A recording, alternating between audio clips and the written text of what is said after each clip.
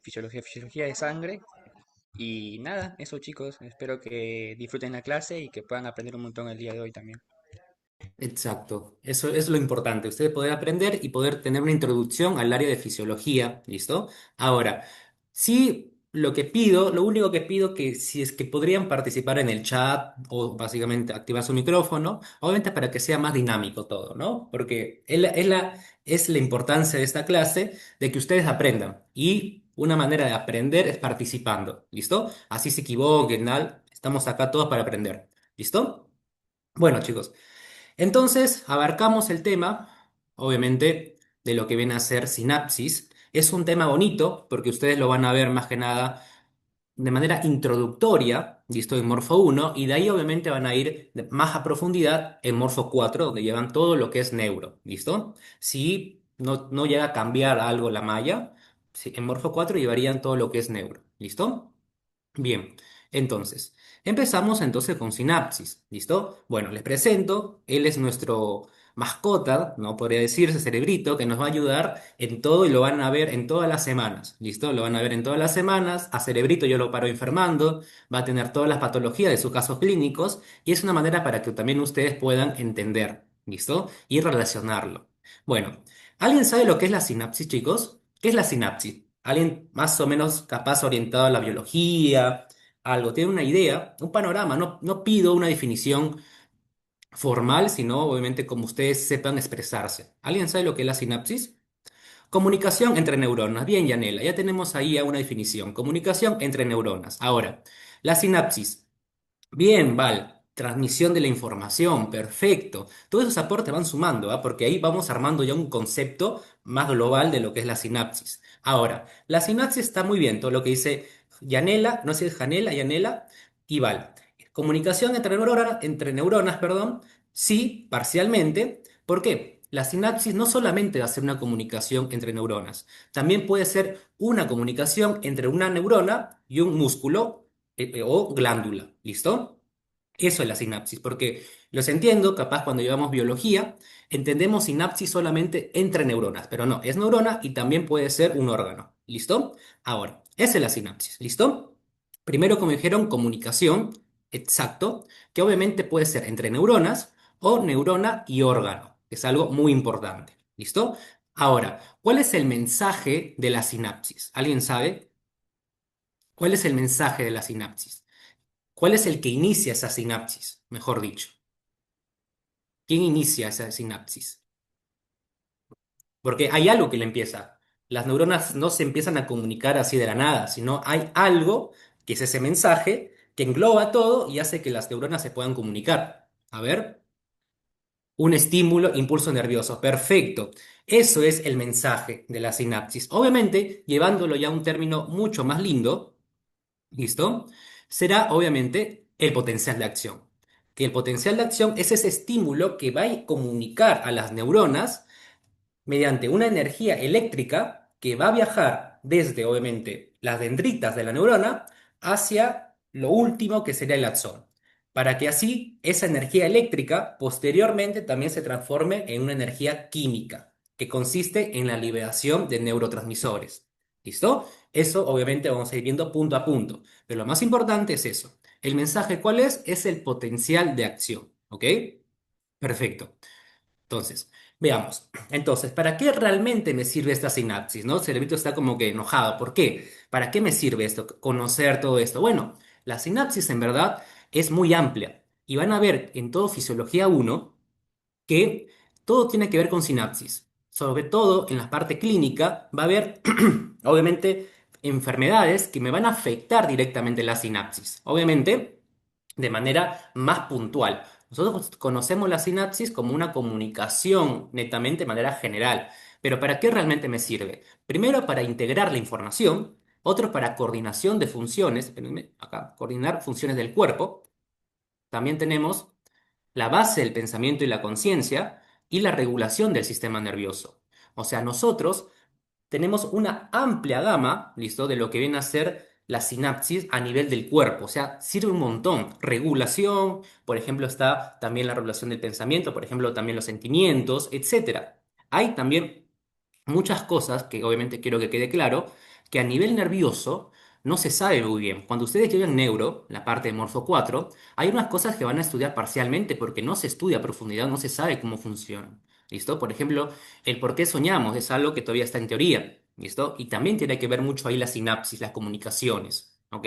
Y también cuando nosotros somos bebés y mediante vamos creciendo, ¿no? Al año, 2 años, 3 años, vamos creando nuevas conexiones neuronales y se van borrando otras. Entonces también es muy importante para la base del crecimiento de la sinapsis, ¿ok? Pero bueno, este es, ¿ok? Entonces vamos bien. Ahora, déjame ver, listo. Ahora, vamos a hablar un poquito más del proceso de la sinapsis, ¿listo? Un proceso de la sinapsis, ¿en qué consiste netamente? ¿Cómo es ese proceso fisiológico, ¿no? Ya no de manera general, ¿correcto? Veamos, esto es lo que es la sinapsis. ¿Listo? Esto es la sinapsis, todo comienza a partir del potencial de acción. ¿Ok? El potencial de acción es el mensaje que viaja a lo largo de la neurona, ¿listo? Viaja por acá, ¿y qué va a hacer? Llega a la parte terminal de la neurona y ese mensaje es tan fuerte, ¿ok? Es muy fuerte ese mensaje, ese potencial de acción, que me abre canales, ¿listo? Nosotros en biología hemos visto diferentes tipos de canales, ¿no? Los de proteína G, por ejemplo, y los canales iónicos. Los canales iónicos, su propio nombre lo dice, es el pasaje de ¿qué? De iones, netamente de iones. Entonces, este potencial de acción que viaja a lo largo de la neurona hacia la parte final de esta, me va a abrir los canales de calcio. ¿Listo? Entonces, primero es el potencial de acción, netamente. ¿Ok? Después, obviamente, se abren canales de calcio voltaje dependientes. Voltaje dependientes porque obviamente dependen de carga. ¿Listo? Tercero, entra el calcio, ¿listo? A la neurona, exactamente. Posteriormente, hay una fusión de vesículas sinápticas. Entonces, nosotros tenemos vesículas sinápticas que están dentro de la neurona, que gracias a ese calcio me activa unas proteínas, que vamos a ver más adelante, que son las proteínas SNAR. Esas proteínas SNAR agarran a las vesículas sinápticas y lo apegan a la membrana presináptica. O sea, más o menos algo así. Voy a dibujarlo para que más o menos se entienda. Miren. Acá están las proteínas SNAR y van a agarrar, ¿listo? A la vesícula sináptica gracias al calcio que entra, ¿listo? Y va a generarme la liberación de neurotransmisores a este espacio, ¿listo? A este espacio. ¿Cómo se llama este espacio? Hendidura sináptica o brecha sináptica, ¿listo? Entonces, ahí se libera, ¿listo? La liberación del neurotransmisor y, perdón, posteriormente, ese neurotransmisor, ¿qué hace? Ese neurotransmisor va a tomar afinidad o va a tener afinidad con ciertos receptores. ¿Listo? Pueden ser receptores ionotrópicos, obviamente que dependen de iones, o metabotrópicos. ¿Qué son los receptores metabotrópicos? Son aquellos que están asociados a proteína G, que eso obviamente van a ir viendo más adelante, también en fisiología 1. ¿Listo? Entonces, ese es el proceso de la sinapsis. Entonces, haciendo una retroalimentación. ¿Quién empieza primero? El potencial de acción. Posteriormente, del potencial de acción, ¿qué hace? Que es tan fuerte que me abre canales calcio voltaje dependientes. Entonces, una vez abiertos esos canales, obviamente entra calcio al terminal, ¿listo? Sináptico. Posteriormente, este calcio, ¿qué hace? Me activa proteínas SNAR y genera la liberación del neurotransmisor en la brecha sináptica. Posteriormente, el neurotransmisor toma contacto con el receptor ionotrópico o metabotrópico, dependiendo. ¿Listo? Hasta acá, chicos, ¿tienen alguna duda? Más o menos eh, no entendieron algún punto. Esto es el proceso de la sinapsis. O sea, esto es lo que van a ver ustedes. ¿Ok? De manera obviamente resumida y que está todo completo. ¿Tienen alguna duda, algo, chicos, hasta acá?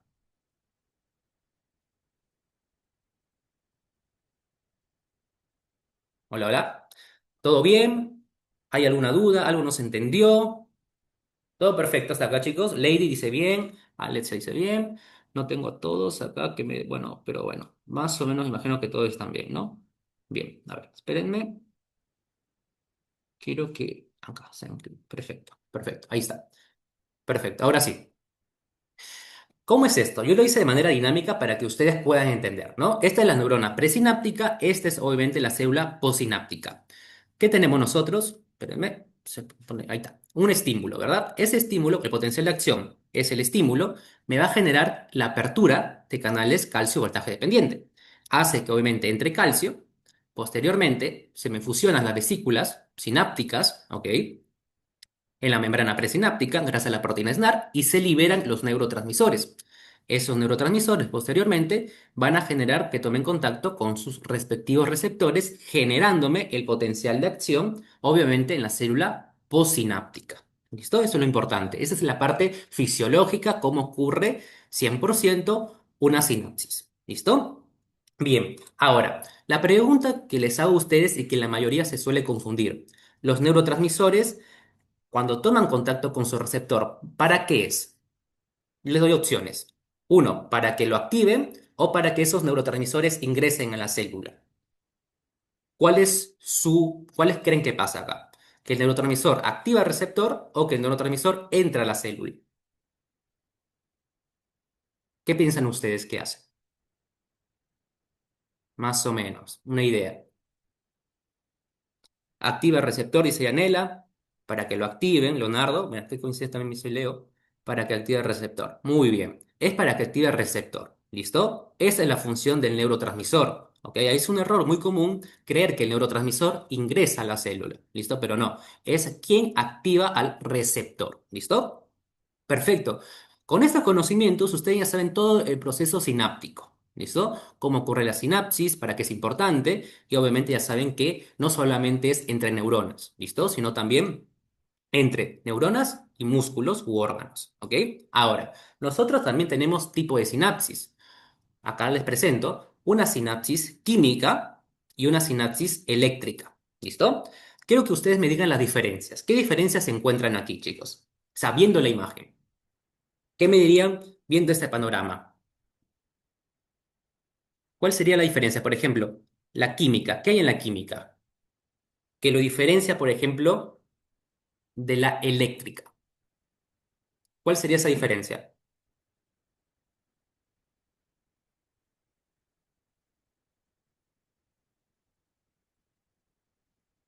¿Listo? Las uniones comunicantes, dice Alexia. Perfecto. Bien, Damaris, sí, Damaris, dime.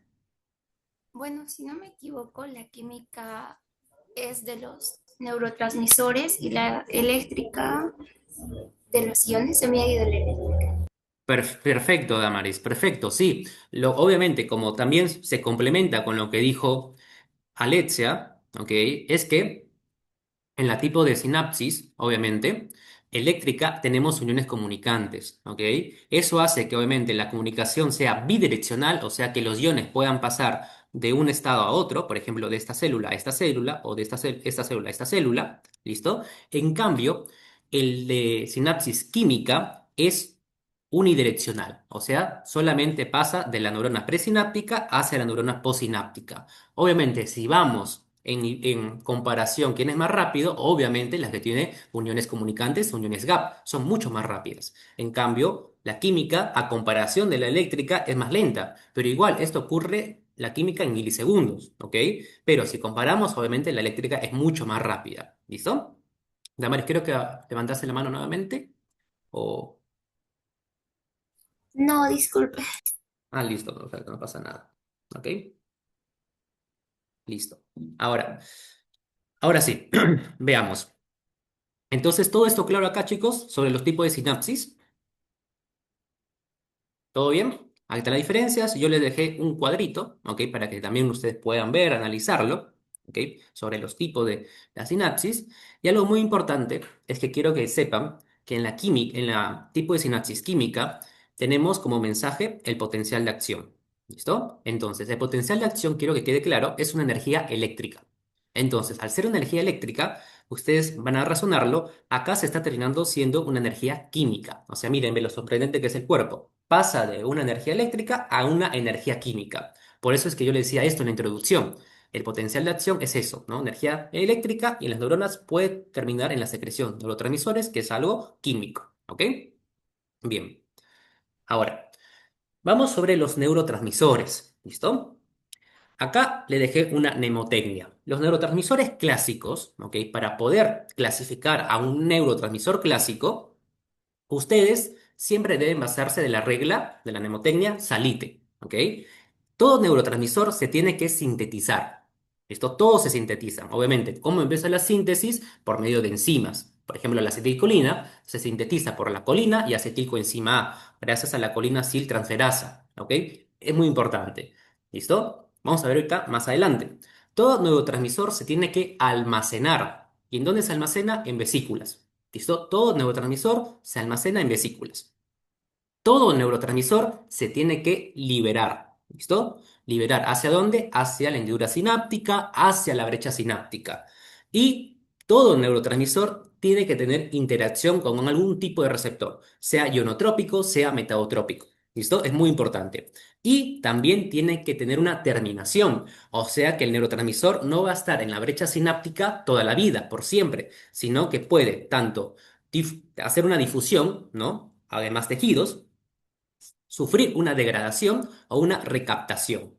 La degradación, mayormente de la acetilcolina, va a ser llevado por la acetilcolinesterasa. ¿Listo? Lo va a degradar.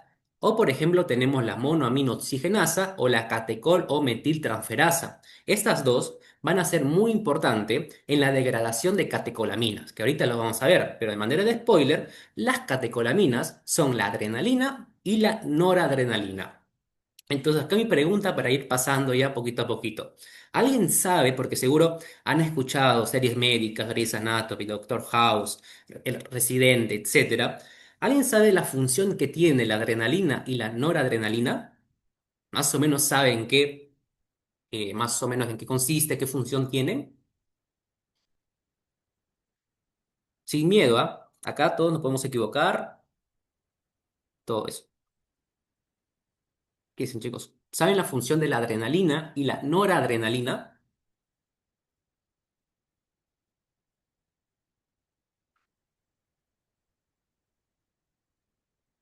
Chicos, ¿nadie sabe? Bueno, si nadie sabe, normal. Yo lo voy a explicar más adelante.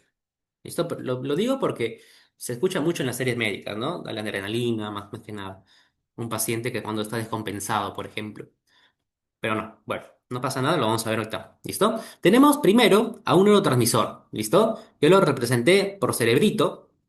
Ok, que obviamente conoce a la acetilcolina. La acetilcolina la van a ver en todos lados, ¿listo? En todos lados. En farmacología, cuando lo cursen, van a ver que está en todo, ¿listo? Entonces, la influencia, yo lo represento como el influencer que está en todo. Está a nivel de cerebro, está a nivel de corazón, está a nivel de intestino, a nivel de los músculos, glándulas y mucho más, ¿listo? Muchos más órganos. Por eso que obviamente la acetilcolina siempre va a estar activa, ¿ok? Siempre. Siempre va a estar ahí. Ahora, ¿qué pasa? La acetilcolina predomina más a nivel parasimpático y muy poco a nivel simpático. Acá ya quiero profundizar un poquito más y tener la diferencia entre estos. ¿Alguien sabe la diferencia entre sistema autónomo periférico, simpático y parasimpático? ¿Alguien sabe lo que se le diferencia?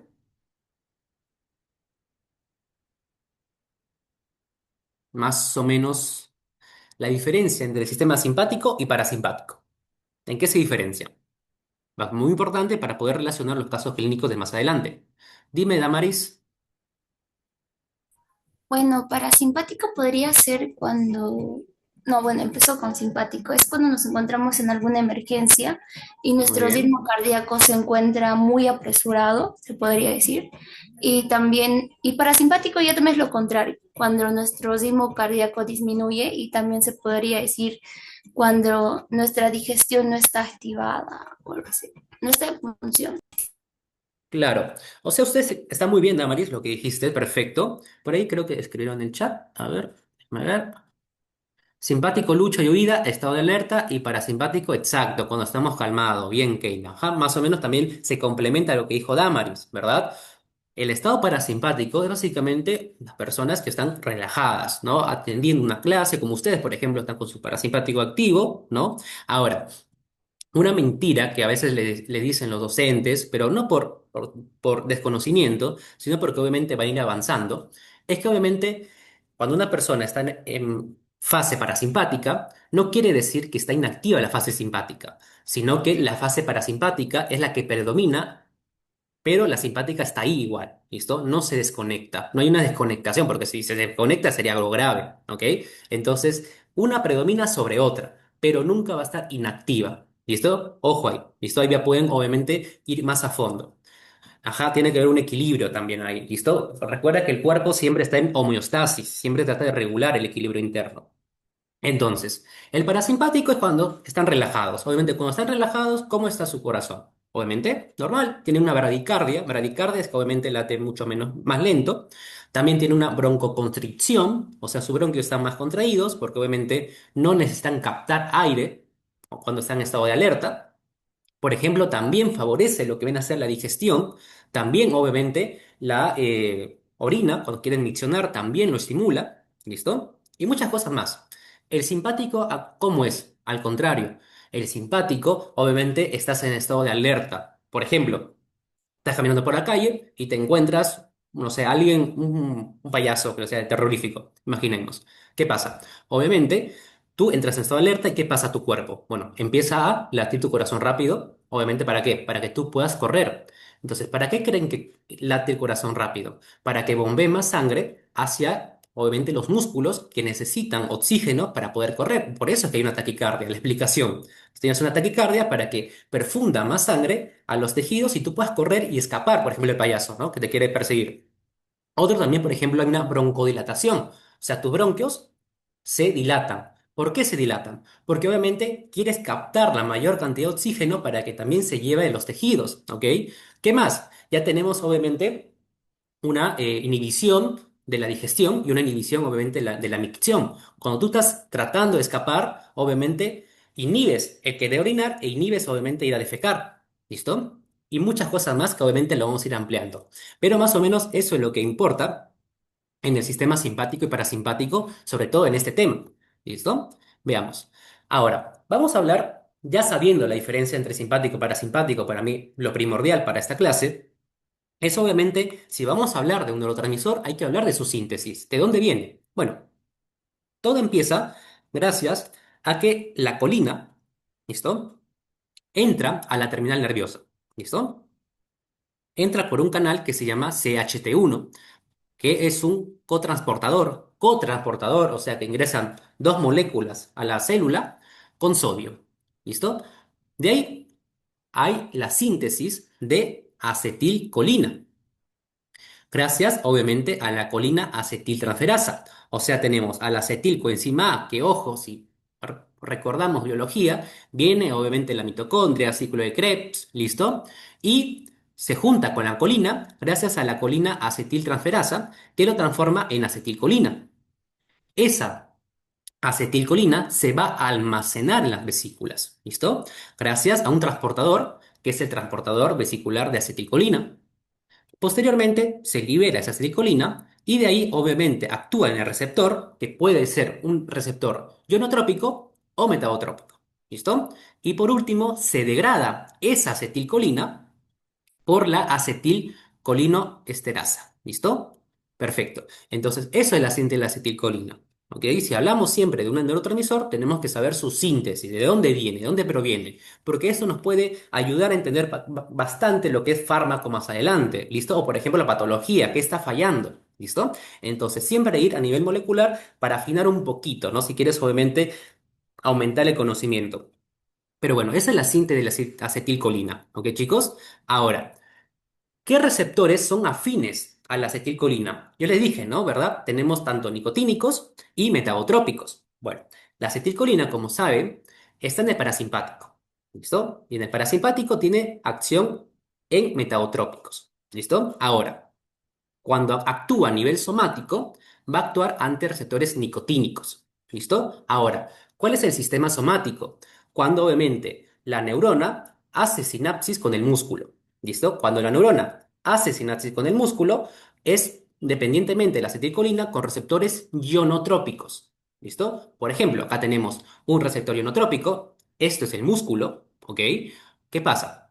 Entra obviamente el calcio o genera la despolarización de la célula, etcétera. Tenemos la liberación de acetilcolina y toma contacto con receptores ionotrópicos, ¿ok? Que me genera la entrada de sodio y la salida de potasio. Y esto, si actúa a nivel de músculo, obviamente estamos en contracción muscular, ¿listo? Obviamente, este tema es de la semana 6 de fisio, que obviamente ahí se profundiza mucho más porque acá hay más cosas moleculares y obviamente es de manera general. ¿Por qué? Cuando entra el sodio, ¿listo? a la célula, me genera obviamente la salida de calcio. Y ese calcio, como ustedes saben, también actúa como segundo mensajero, pero también me llega obviamente a generar la contracción muscular. ¿Listo? Y también tenemos receptores metabotrópicos. La acetilcolina va a tener obviamente asociado a proteína G, ¿ok? Esa proteína G, ¿dónde está? Porque ustedes se pueden decir, bueno, ¿dónde? Por ejemplo, a nivel de las glándulas, del músculo liso, ¿ok? Van a estar ahí. Obviamente, a nivel de las glándulas, hace que obviamente secreten. Por ejemplo, cuando ustedes están viendo una película romántica, ¿qué pasa? Llega un punto donde es muy triste y empiezan a llorar. Hay quien actuó el parasimpático a nivel de sus receptores de las glándulas, obviamente, que son lagrimales, ¿listo? Que obviamente les genera el llorar. Entonces, ahí está la acetilcolina, ¿ok? Ahora, estos receptores metabotrópicos me activan proteína G, que en sí tenemos un subtipos de proteína G. Tenemos proteína GS, tenemos proteína GI y proteína GQ, que obviamente cada proteína G que vamos a ir viendo, porque también es un tema muy amplio, vamos a ir viendo obviamente ya en las semanas cómo está estructurada el sílabo de fisiología, ¿listo? Pero quiero que tengan en cuenta eso. La acetilcolina a nivel somático, ¿qué es a nivel somático? A nivel muscular, va a tener solamente contacto con los receptores nicotínicos, ¿ok? Nicotínicos. O sea, la acetilcolina se une a su receptor nicotínico y permite la apertura de iones, ¿listo?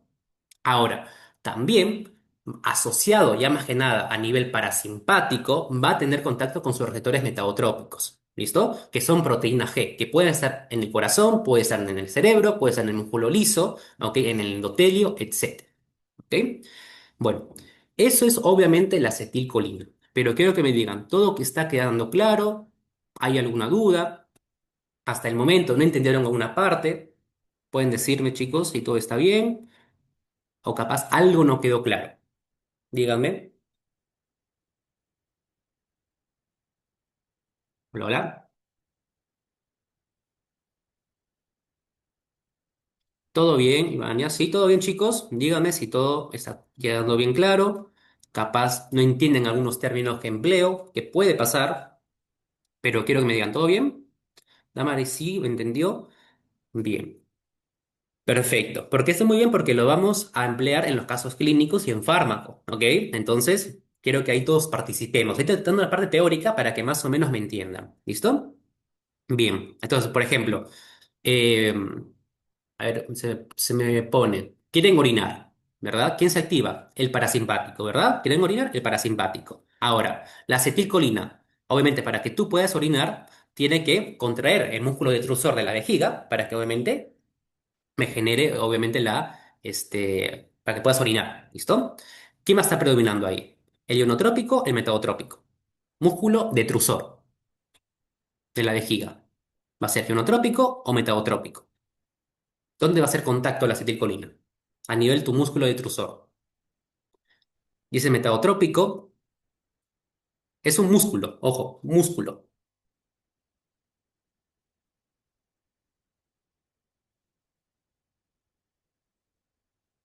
Detrusor, metadotrópico. Muy bien. Metadotrópico porque estamos hablando de músculo liso, ¿ok?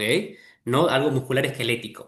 Es músculo liso. El músculo detrusor de la vejiga es músculo liso. Por lo tanto, si es músculo liso, va a ir a nivel metadotrópico. Si yo te dijera músculo esquelético, ahí sí ya ionotrópico.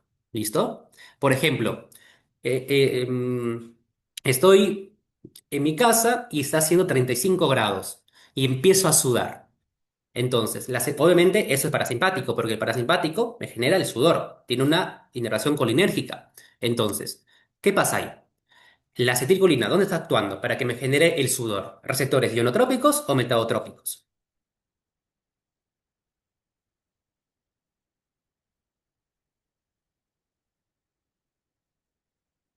Estoy sudando, sudando. Ionotrópicos, ionotrópicos. Recuerden, la sudoración se da por receptores metabotrópicos. ¿Por qué? Los ionotrópicos, ustedes tienen que acordarse que va a ser netamente muscular. ¿Listo? Músculo que le contracción muscular. Listo, contracción muscular ya es obviamente ionotrópico. ¿Listo? Todo lo que estoy haciendo se van a activar los canales ionotrópicos. Ahora, activación de glándulas, activación de músculo liso, activación de, por ejemplo, a nivel cardíaco. Son metabotrópicos. ¿Listo? Entonces, si yo digo, por ejemplo, activación Quiero llorar. Se me activa la glándula lacrimales y la acetilcolina obviamente toma contacto con sus receptores y empiezo a llorar. Entonces, ¿quién predomina ahí? Si empiezo a llorar con las glándulas. ¿Metadotrópicos o ionotrópicos? Metadotrópicos, ¿listo? Metadotrópicos, perfecto. Entonces ya encontraron la diferencia, ¿listo? Fácil, para que eso lo apliquen ¿a dónde? A fármaco, ¿ok? A farmacología. Y van a ayudarse un montón. Muy bien, chicos, perfecto. Entendieron, entendieron. Entonces, ese es el punto fundamental, ¿listo? Ahora. Vamos un poquito, ahora sí, hablando de quién, bueno, de nuestros amigos, noradrenalina y adrenalina. Estos amiguitos van a estar netamente en el sistema simpático. ¿Listo? Son los encargados de qué? De aumentarte la frecuencia cardíaca, de generarte una broncodilatación, de inhibir obviamente la micción, inhibir para que puedas defecar, ¿ok? Inhibir también la sudoración en ciertos casos, ¿ok? Va a generar que a nivel ocular tengas una midriasis. ¿Qué es una midriasis? Que básicamente tu ojo se dilate. Ahorita vamos a ver un ejemplo de eso, pero se va a empezar a dilatar, ¿ok? Y vas a tener obviamente más efectos, ¿listo? Pero eso hace la noradrenalina y la adrenalina, ¿listo? Ahora, la síntesis de las catecolaminas es muy amplia, ¿listo? Es muy amplia. Tenemos obviamente que todo viene de la tirosina. La tirosina se convierte a dopa gracias a la tirosina hidroxilasa. Esta enzima, ¿ok? Es un paso limitante. ¿Qué quiere decir un paso limitante? Al ser un paso limitante, se puede regular positivamente como negativamente. ¿Cómo es eso, Leo? Por ejemplo, entra calcio, ¿verdad? A la célula, a la neurona, y ese calcio me activa a la tirosina hidroxilasa. Ah, entonces si entra calcio y me activa la tirosina hidroxilasa, entonces la tirosina se convierte a L-dopa o dopa. ¿Listo? Perfecto. Ahora Leo, ¿cómo es que se regula negativamente? Bueno, por ejemplo, hay mucha concentración de noradrenalina, entonces se inhibe a la enzima para que ya no secrete más. Entonces, de esa manera me refiero que es un paso limitante. ¿Listo? O sea que esa tirosina hidroxilasa va a depender tanto del sustrato como del producto. ¿Ok? Ahora, esa dopa de ahí se convierte a dopamina gracias a la dopa descarboxilasa. Posteriormente, esa dopamina se convierte a noradrenalina, ¿listo? Por la dopamina hidroxilasa, donde acá es muy importante, se necesita oxígeno, cobre y vitamina C para convertirla a noradrenalina. ¿Listo? Ahora, muy importante, la noradrenalina se convierte a adrenalina, pero solamente en la glándula suprarrenal. ¿Listo? Solamente en la glándula suprarrenal gracias a la enzima metiltransferasa. Esta enzima solamente está ahí, en la glándula suprarrenal, y es la importante para que obviamente se convierta a adrenalina. ¿Listo? Y la adrenalina en sí es la encargada de aumentar la frecuencia cardíaca. ¿Listo? Aumentar la frecuencia cardíaca a nivel de farmacología. ¿Listo? Eso lo van a ver obviamente con nosotros en los casos clínicos, cómo es ese mecanismo. ¿Listo? Porque obviamente está dividido todo por semanas para que se pueda entender mejor. Todo ese tema de sinapsis lo traté de integrar tanto semana 2, 3 y 5 y algo de 6 también. ¿Ok? Ahora, esto es lo que pasa, ¿verdad? Toda la síntesis de catecolaminas es todo lo que hice en la diapositiva anterior. Ahora, ¿qué pasa? Todo pasa de esta manera, ¿ok? Porque es muy importante saber en dónde pasa para entender los demás procesos. Por ejemplo, tenemos la tirosina se convierte en L-dopa. ¿En dónde? En el citosol de la célula. L-dopa pasa a dopamina, ¿ok? Y de ahí para que entre a la vesícula sináptica, porque tiene que entrar a la vesícula sináptica la dopamina, entra por un contratransportador, o sea, entra la dopamina y sale un protón. Y posteriormente la dopamina se convierte a noradrenalina para que de ahí obviamente sea exocitada, ¿no? Obviamente sea liberado a la brecha sináptica. ¿Listo? Es muy importante eso, chicos. ¿Listo? Muy importante. Ahora, de aquí, si estamos la célula cromafin está en la glándula adrenal. ¿Qué quiere decir eso? Que la noradrenalina posteriormente se va a convertir en adrenalina. ¿Listo? Y eso va a generarme el nivel simpático. Ahora, algo muy importante, espérenme, acá está, es obviamente que esa noradrenalina y esa adrenalina, ¿ok? Se van a degradar, lo que les decía. ¿Listo? ¿Cómo se degradan? Por enzimas, por ejemplo, tenemos la catecol o metiltransferasa que está a nivel del citosol y la monoaminooxigenasa que está a nivel mitocondrial.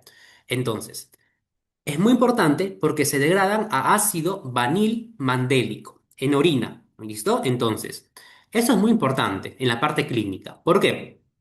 Hay pacientes que tienen feocromatisoma, que es una neoplasia a nivel de la glándula suprarrenal, que se va a diagnosticar porque tenemos un elevado nivel de ácido vanil-mandélico. Y tiene sentido. Por ejemplo, si tenemos un tumor en la glándula suprarrenal, va a generar, obviamente, que secrete un montón de catecolaminas, sobre todo de adrenalina. Entonces, esa adrenalina, si tenemos una acumulación total, va a ser excretada, obviamente como ácido mandélico, gracias a estas enzimas, a la monoaminoxigenasa y la catecolometiltransferasa. Entonces, de esa manera se diagnostica que si tenemos una alta concentración de ácido vanilmandélico, es un indicador de feocromatisoma. ¿Listo? Bien. Entonces, hasta acá, chicos, ¿todo bien? ¿Tienen alguna duda? ¿Capaz se perdieron en algo? ¿Quieren que repita una definición más? Quiero que me digan cómo van. ¿Todo bien? ¿Todo bien, chicos? Hasta ahora. A ver. ¿Puede explicar la regulación a nivel citosol y mitocondrial? Claro, claro, claro. Mira, acá, ¿verdad? A ver. Sí, claro, es un tema que cuesta porque hay muchas reacciones y es normal que los alumnos se pierdan. Yo decía que obviamente la tirosina ADOPA está regulada porque es un paso limitante a nivel ya más que nada bioquímico. Ahora, para la síntesis, ¿ok? Esta tirosina hidroxilasa ocurre lento, de manera lenta, pues es paso limitante. Ahora, tenemos un regulador positivo y un regulador negativo. ¿Cuál es el positivo? El positivo, voy a usar esta imagen, es que obviamente, a ver, espérenme, acá. El positivo es que obviamente la tirosina para que se convierta el EDOPA y se active la tirosina hidroxilasa, tiene que entrar calcio a la célula. Cuando entra calcio a la célula, imaginemos que acá llegó el potencial de acción, entró el calcio, este calcio va a activarme a la tirosina hidroxilasa. Entonces, ¿qué pasa si me activa la tirosina hidroxilasa? Bueno, va a generarme, obviamente, que se convierte a L-EDOPA. ¿Listo? Se convierte a L-EDOPA. Es una regulación positiva, o sea, positiva porque me está permitiendo la síntesis. ¿Quién? El calcio, por ejemplo. ¿Listo? Me activa esta enzima para que se convierta en L-EDOPA. ¿Listo? Ahora, ¿cómo podemos decir que se regula negativamente? Por ejemplo, acá está la tirosina hidroxilasa, ¿no? Voy a borrar esto. Acá está la tirosina hidroxilasa. ¿Listo? Bien. ¿Qué pasa? Si nosotros tenemos una alta concentración de noradrenalina, o sea, tenemos elevada concentración de noradrenalina, literalmente ya la vesícula va a explotar de noradrenalina, entonces la misma célula lo regula y dice, bueno, acá hay una alta concentración de noradrenalina, entonces voy a inhibir a la tirosina hidroxilasa para que ya no me haga más. ¿Por qué? Porque voy a colapsar. Entonces, de esa manera se regula negativamente. Por eso que depende del sustrato. Esto depende del sustrato, ¿no? Obviamente, si hay bastante noradrenalina, va a generarme una inhibición. Ahora, si también hay poca noradrenalina, también me lo va a activar. ¿Listo? Depende del producto. Si hay poca noradrenalina, activada la tirosina hidroxilasa. Si hay demasiada noradrenalina, inactivada la tirosina hidroxilasa. Ahora, ¿cómo también se activa la tirosina hidroxilasa positivamente? Gracias a la entrada de calcio, que se me lo activa. ¿Listo? ¿Hasta ahí quedó claro todo esto o sigues teniendo dudas hasta acá? ¿Todo bien, Lady? Bien. Sí, perfecto. ¿Listo? Esto es muy importante para fármaco. Se van a acordar de mí. ¿Listo? Se van a acordar de mí. Eso lo ven en fármaco. Ahora, veamos. Por acá. Listo. Bien, veamos. Ahora, a ver, creo que escribieron. Usted mencionó que la noradrenalina se convierte en adrenalina, podría repartirlo, dijo creo glándulas. Claro, la noradrenalina se convierte a adrenalina netamente en la glándula suprarrenal. O sea, la glándula suprarrenal es una glándula que está arriba del riñón. ¿Listo? Y se encarga de, obviamente, de secretar muchas hormonas. Por ejemplo, el cortisol que la hormona del estrés, ¿no? Que ustedes van a sentir cuando estén previo a exámenes, van a sentir mucho cortisol porque el estrés eleva, ¿listo? Eso es, o sea, la noradrenalina, adrenalina, solamente se hace a nivel suprarrenal, ¿listo? Solamente, ¿ok? En la síntesis. ¿Quedó claro esa duda o tienen más dudas, chicos? Normal, yo encantado de resolver sus dudas, porque eso significa que están interesados en la reunión. Perfecto. Bien, Yanela. Bien, perfecto. Ahora sí. ¿Qué receptores son afines a la noradrenalina y adrenalina? Ustedes tatúense eso, esto, perdón. La acetilcolina, ionotrópicos si es somático, y metabotrópicos, obviamente, si son colinérgicos, ya de manera más formal. ¿Listo? Colinérgicos, ¿qué quiere decir? O sea, receptores muscarínicos, o sea, metabotrópicos. Eso van a entenderme mucho mejor porque sé que es un tema amplio en la semana 2 de fisio. ¿Listo? Entonces, ¿qué receptores van a ser afines? La noradrenalina y la adrenalina. En los receptores metabotrópicos. Eso quédenselo grabado. Solamente en receptores metabotrópicos. ¿Listo? Solamente en receptores metabotrópicos. Por ejemplo, acá tenemos la noradrenalina que va a tener contacto con receptores metabotrópicos. ¿Listo? Solamente receptores metabotrópicos. ¿Listo? Lo que está en azul, para que miren bien, dice noradrenalina, son estos. ¿Listo? Estos solamente van a actuar ante receptores metabotrópico, o sea, proteína G. ¿Listo? Que es muy importante. Muy importante. O sea, no hay receptores nicotínicos. ¿Listo? Es muy importante, chicos, que sepan esta diferencia. Entonces, acetilcolina, ionotrópicos en somático y metabotrópicos, obviamente, en cualquier músculo liso, cualquier órgano. Pero adrenalina y noradrenalina, solamente receptores metabotrópicos, o sea, proteína G. ¿Listo? Bien. Ahora, vamos con los ejemplos, ahora sí, para acá obviamente poder integrarlo todo. ¿Listo? Para poder integrarlo y obviamente ir de manera ordenada y viendo si más o menos van entendiendo. Por ejemplo, estar relajado leyendo un libro. ¿Quién predomina, chicos? ¿Parasimpático o simpático? Parasimpático. Parasimpático. Muy bien, todo parasimpático, ¿verdad? Bien, parasimpático. Entonces, ¿cómo estará nivel ocular? ¿Estará dilatado o contraído a nivel parasimpático?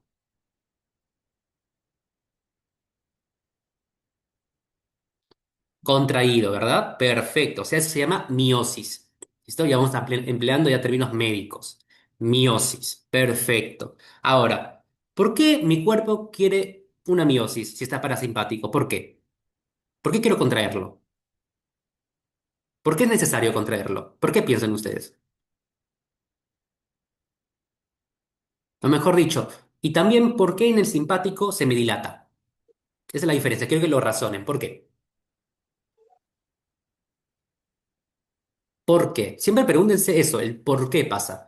Porque a veces, cuando no se preguntan el por qué, a veces se llegan a confundir mucho. ¿Ok? ¿Dijeron algo por ahí? Oh, bueno. Dilatado para ampliar. Muy bien, exacto. Cuando tú estás en un estado de alerta, ¿ok?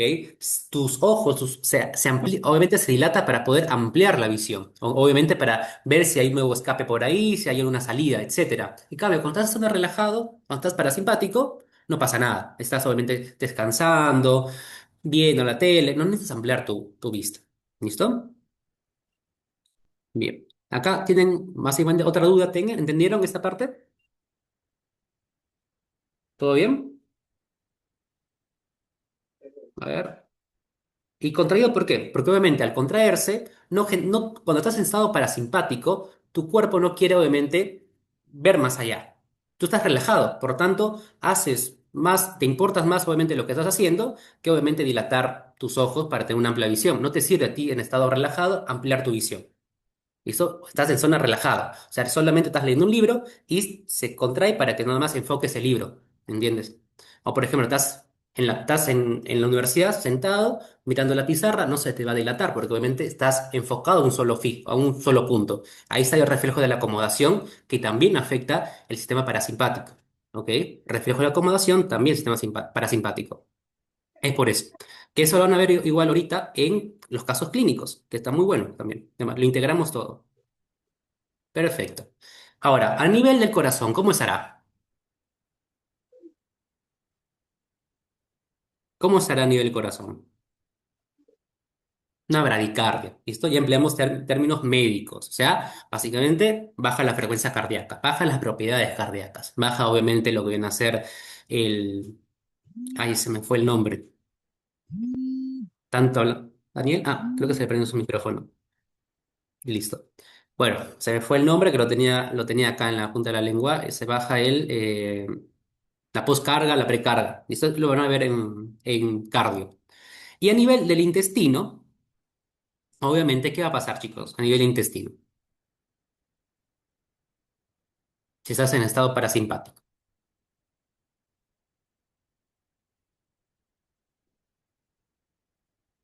Entonces, estado parasimpático, activo, claro, ajá, favorece la digestión. No puedes estar leyendo el libro y por ahí a los 5 minutos te dan ganas de ir al baño. Parasimpático, ¿por qué? Porque estimula la contracción del músculo liso a nivel del intestino. ¿Listo? Bien, ahora entras a un lugar muy oscuro. Parasimpático, simpático.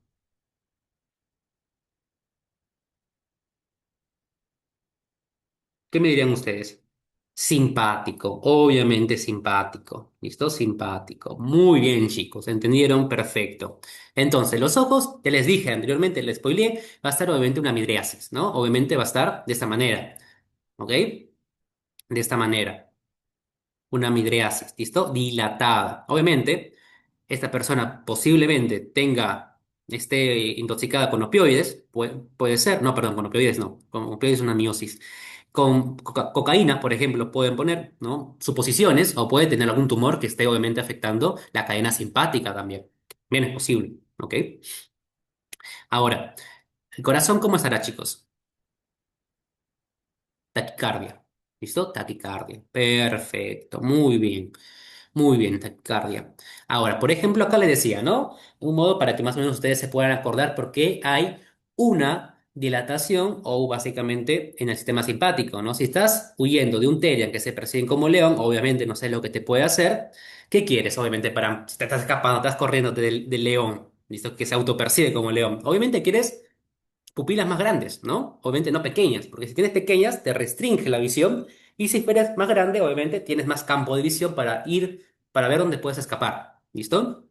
Entonces, eso es el ejemplo de, obviamente, lo que viene a ser parasimpático y simpático, ¿ok? Bien.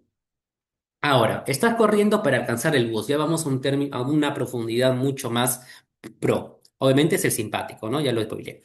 Ahora, el nivel de corazón, obviamente hay que generar midriasis. Pero ¿por qué se genera la midriasis? ¿Por qué? Es porque la noradrenalina toma contacto con receptores alfa 1 adrenérgicos, que están asociados a proteína G. Eso se ve en la semana 2. ¿Listo? Corazón, taquicardia, obvio. ¿Pero por qué? Porque la noradrenalina actúa ante receptores beta 1 en el corazón adrenérgicos. ¿Listo? Miren, el pulmón genera una broncodilatación, porque obviamente estás corriendo, necesitas más campo pulmonar, más oxígeno para obviamente poder cumplir tus gastos metabólicos porque estás corriendo.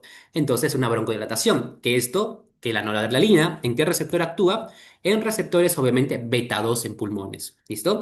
Yo de verdad, yo esos temas me encanta explicarlos, pero obviamente los voy a marear si acá meto receptores beta 1 cómo se desactiva tal, ¿no? Por eso que en la academia está de manera ordenada para que ustedes puedan entender. Pero acá ya tienen la base para que obviamente puedan venir a la clase, o a su clase en la universidad, ya sabiendo las cosas obviamente generales. Ahora falta nomás ahí afinar cositas, pero con esto la verdad está muy bien. Oh, ¿no? Y bueno. Esto fue la parte teórica, la parte obviamente fisiológica, que fue algo más o menos que a los animé a participar y muy bien que participen, ¿listo? Pero ahora sí es la importancia de entender la parte teórica para poder aplicarlo a la clínica, ¿listo? Todo lo que ya vimos, ahora lo aplicamos ¿en dónde? A la clínica, ¿listo, chicos? Entonces, bueno, ¿hasta acá tienen alguna duda o todo quedó perfecto? ¿Todo quedó bien? Pregunten porque acá pasa en la parte clínica y ahí sí relacionemos todo. Bien, perfecto.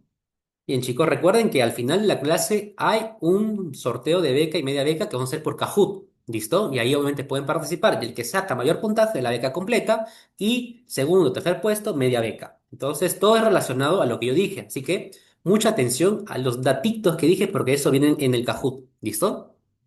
Bien, ya todo está organizado, está todo bien, ¿cómo se dice? Formulado, ¿listo? Entonces, bueno, lo dejo con Benjamín, apliquen la parte clínica, él va a estar también muy participativo con ustedes. Y bueno, chicos, yo ahorita vengo para la parte de fármaco, ¿listo? Ahí sí, de nuevo, aparezco para molestarlos. Bueno, Benja, te doy el pase, suerte. Gracias, Leo. Bueno, espero que haya quedado claro todo, ¿no? Con la parte teórica, porque ahora vamos a pasar para la parte clínica, así que es importante. Por eso es que si tienen alguna duda, está bueno que lo resolvamos de una vez. ¿Seguros que está todo bien, chicos, chicas? Bueno, está todo bien entonces. Bueno, yo proyecto desde mi pantalla, así capaz que me queda más cómodo, Leo, si puedes dejar de Sí, proyectar. sí, sí, me había olvidado. Creo que Damaris Chévere, abrió gracias. levantó la mano, ¿sí, Damaris? Sí, Consulta. ¿alguna duda? Sí, Cuando Sí, sí. mis pupilas se encuentran contraídas, es miosis, ¿verdad?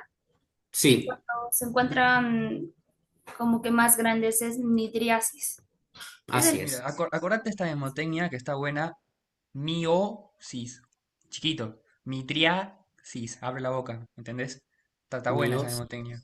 Ah, mira, está bueno, no sabía. No sabía. Miosis, midriasis, ¿viste? Y ya no te olvidas nunca. Claro. Eso es lo, mira, mira, buena, yo no la sabía, lo voy a empezar a Sí, sí, está aplicar. buena. Bueno, ahora ahí se está compartiendo, ¿sí, no? ¿Se ve? Sí, se ve, ya. Ahora, Ahí ya tú. Bueno, ahí lo dejo con eh, Benjamín, chicos. Cualquier duda, también está escríbame al en modo chat. de pantalla completa, ¿sí, no? Ahí ¿Está está, bien? sí, ahora sí, Ok. listo. Bueno, chicos, entonces vamos a ver la parte clínica del asunto. Tenemos, bueno, acá para empezar, ¿qué vamos a ver en la parte clínica? No vamos tratando de adelantar cómo se estructura estas clases, ¿no? Básicamente vamos a ver casos clínicos, ¿no? Como el que acabamos de ver hace un momento, caso clínico número uno, número dos. O sea, básicamente los casos clínicos son pacientes, ¿no? Recordemos que al fin y al cabo hay una persona detrás de todo esto, ¿no? Que viene con un padecimiento, viene con síntomas. En general son personas que se acercan o a la guardia o a consultas con ciertas cuestiones, ¿no? Eh, Así que nada, la idea de los casos clínicos es imaginarnos cuando ya estemos en el futuro, ¿no? Proyectarnos hacia adelante y ver, viene un paciente con tal referimiento, esto y lo otro, y poner en práctica lo que ya hemos visto hace un momento en la teoría, ¿ok? Así que la idea es poder ir razonándolo juntos porque las respuestas están en lo que ya vimos y ir entendiendo por qué se formulan capaz las cuestiones por las cuales el paciente viene a la consulta o a la guardia, ¿no? Así que, por ejemplo, tenemos el caso clínico número uno. No sé si alguien capaz quiere leer la introducción, la primera parte, hasta 12 horas, como para que participemos un poco. Quien desea, prende el micrófono y lo escucho. O la ¿Se me escucho. escucha? Sí, sí, sí. A ver, ¿deseas Ah, ya. leernos el caso clínico? Sí, Ok.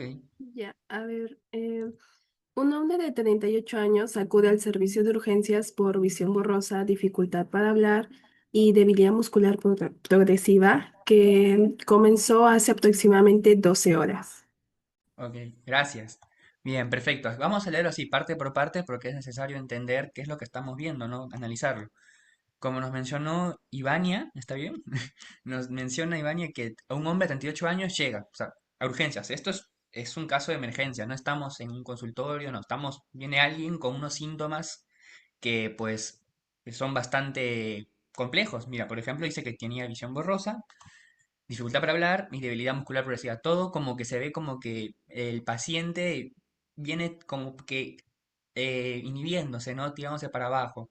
Como que no le funciona la visión, no puede hablar, no puede hacer algo, ¿no? Como que hay algo que no permite que sea todo lo contrario, ¿no? De las funciones excitatorias, capaz, ¿no? Vemos que están predominando mucho las funciones inhibitorias. Bueno, a ver, continúo leyéndolo yo. Muchas gracias, Ivania. El paciente refiere que el día anterior asistió a una reunión familiar donde consumió vegetales en conserva casera y embutidos preparados artesanalmente. Bueno, él menciona de que eso fue lo que hizo antes y capaz que alguna relación la encontramos con esto, pero es importante, pero ahora vamos a ver por qué. Horas después comenzó con náuseas leves, boca seca y dificultad para enfocar la vista. Siguen como que síntomas inhibitorios, ¿no? Eh, Boca seca, no puede producir saliva, no puede enfocar, o sea, si ya primero tenía visión borrosa, ahora directamente no le carga, ¿no? Está en la resolución más baja. ¿Alguien quisiera terminar de leer esto, el último párrafo?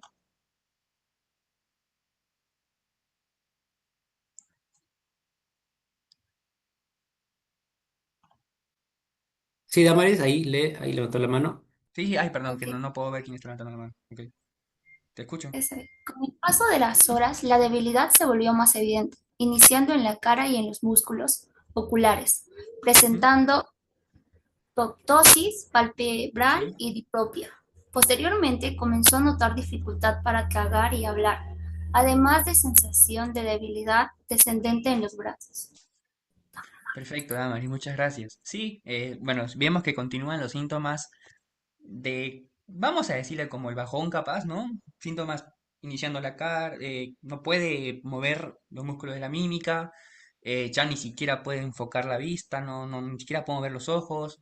Ptosis vertebral vendría siendo el síntoma que cuando el párpado cae, o sea, no se puede mantener elevado. Y no olvidemos que el párpado eh, o sea, los movimientos de poder parpadear están por un músculo, ¿no? Que es uno de ellos, por ejemplo, el elevador del párpado. Entonces, vemos que el paciente tampoco puede siquiera parpadear.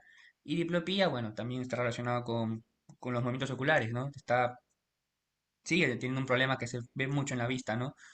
Y bueno, al final no puede tragar y hablar otra vez, no puede realizar acciones, ¿no?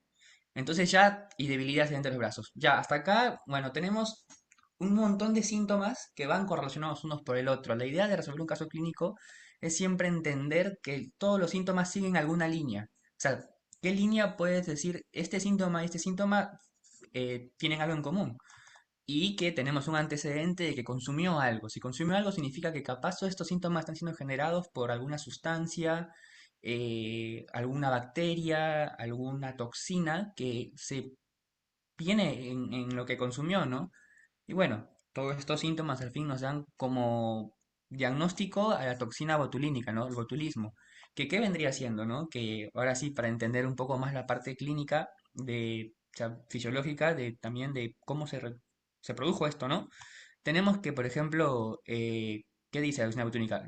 Actúa sobre las proteínas SNAR y evita la fusión de vesículas inhibiendo neurotransmisores excitatorios. Ok, entonces, acá nos volvemos a lo que vimos con Leo, que vendría siendo la sinapsis, ¿no? El tema de la sinapsis y cómo estas en las brechas sinápticas se forman gracias a la ayuda de la proteína SNARE, ¿no? Eh, ¿Qué sucede? La proteína SNARE es importantísima, importantísima para que se pueda dar la sinapsis, ¿no? La transmisión. Pero ¿qué sucede?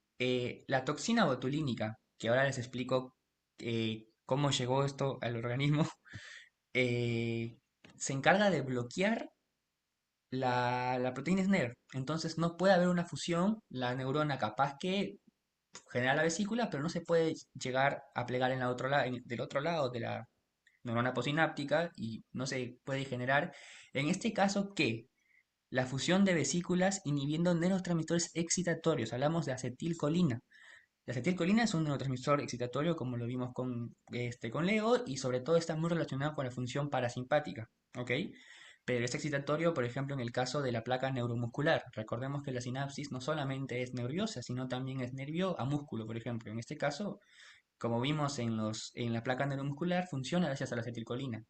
Entonces ya vamos encontrando coincidencias, ¿no? ¿Por qué es que por qué no pueden funcionar los músculos de la boca al momento de tragar y hablar? ¿Por qué los músculos de la mímica se caen? ¿Por qué los músculos de los ojos no pueden enfocar? Porque si nosotros tenemos una visión, es gracias a muchos músculos que tenemos, ¿no? Cuando hay midriosis, miasis, bueno, tenemos el esfínter del iris que se encarga de producir estas funciones, bueno, es muy relacionado por lo menos, ¿no? También los músculos gestores del ojo, que se encargan de pues, poder realizar los movimientos oculares. Entonces, está todo inhibido. ¿Por qué está inhibido? Porque tenemos a la toxina botulínica que está inhibiendo a un excitador de estos músculos, que es la acetilcolina, ¿no? También por eso la relación con síntomas parasimpáticos también, ¿no? Como por ejemplo la boca seca, que hablamos de la inhibición de las glándulas salivares, que funcionan, bueno, pues necesitan por la acetilcolina las está inhibiendo por el tema de que tiene función parasimpática, ¿no? Y bueno, básicamente es lo que tenemos acá. Ah, ¿cómo llegó el paciente a contraer esta toxina? Bueno, todo empieza aquí, en el tema de los alimentos enlatados. Por eso es muy importante, chicos y chicas, que cuando consuman alimentos enlatados no estén vencidos. Siempre saber que estén en buen estado de conservación, porque la verdad es que pueden ser portadores de una bacteria que es el Clostridium botulinum, que es la que tiene la toxina botulínica, ¿no? Por ejemplo, una vez, cuando cursé fisiología, vimos el caso de una paciente que había consumido unos importados de mariscos de Rusia, y de ahí fue donde contrajo esta bacteria, y bueno, que da el botulismo, que capaz mucho ya lo hemos escuchado por el tema del Botox, ¿no? Que el Botox es toxina botulínica. Que si nosotros vemos en qué se aplica, ¿no? En el caso de un buen uso de la toxina botulínica, ¿no? Se inyecta pocas cantidades en comparación de esto y no funciona a nivel sistémico, ¿no? Es a nivel local. En este caso, nosotros tenemos los músculos faciales. Pero ¿qué sucede? Por ejemplo, cuando yo hago así, cuando los ponemos en práctica, se acentúan las expresiones en la piel. Si yo, por ejemplo, bloqueo un músculo facial que se encuentra en esta zona, por ejemplo, el que nos permite cerrar los ojos, algún músculo relacionado con eso o un grupo de ellos en realidad. Si yo bloqueo, aunque desee mover, no se va a cerrar porque está bloqueado la placa neuromuscular que conecta el nervio facial con el músculo facial, ¿no? Con el músculo de la mímica, perdón. Entonces, así funciona. Hace que bloquee porque inhibe a lo que viene siendo la sinapsis de acetilcolina, actuando sobre la proteína SNER. Entonces, es un momento donde uno dice, bueno, a veces cuando uno ve cosas tan moleculares, dice, ¿de qué me sirve esto? Y bueno, nos sirve para cosas bastante prácticas, aunque a veces uno se dice dónde lo veré. Bueno, se ve en realidad. Así que bueno, lo vemos cosas como en el día a día, como les digo, la toxina botulínica sirve, por ejemplo, para tratamientos estéticos. Pasa que en este caso hablamos de una enfermedad sistémica, ¿no? Porque hablamos de una infección por una bacteria y la presencia de la toxina en lugares donde capaz no son beneficiosos, no capaz, no lo son directamente, ¿no? Al final el paciente probablemente termine falleciendo por lo que vemos acá en manifestaciones clínicas, la insuficiencia respiratoria, ¿no? Porque al final, al no poder mover los músculos, el diafragma se paraliza y no puedes respirar. Entonces también vemos síntomas como debilidad muscular por la acetilcolina baja, ¿no? Que no llega a la sinapsis, a los músculos. La visión borrosa por la parálisis de los músculos oculares. Y la boca seca por inhibición, ya por la presencia bueno, por la inhibición de ACH en las glándulas, ¿no? Entonces es lo que tenemos acá, ¿no? Bueno, ahora tenemos otro caso clínico. Primero quisiera saber si quedó alguna duda del caso anterior,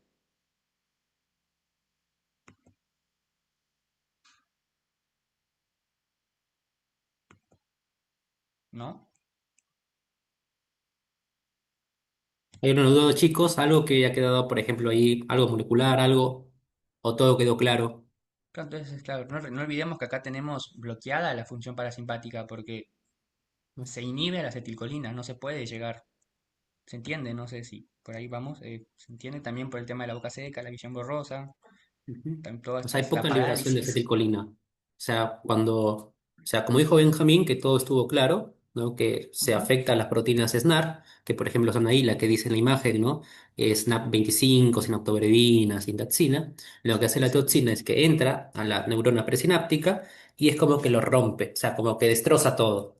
Y eso impide, obviamente, como dijo Benjamín, que la acetilcolina se libere, Claro, ¿no? se ven Eso. afectadas las funciones. Ajá. Ajá, y eso Sobre hace que todo, se afecte a chicos, nivel sistémico. Ujú. claro, Bueno, también chicos. recordemos que está muy relacionado con el tema de lo parasimpático, que se ve afectado Ujú. porque la acetilcolina es el principal neurotransmisión del sistema simpático, del parasimpático, perdón. Y del sistema simpático teníamos a si alguien sabe, ya lo hemos visto. ¿Quién es el sistema simpático, chicos?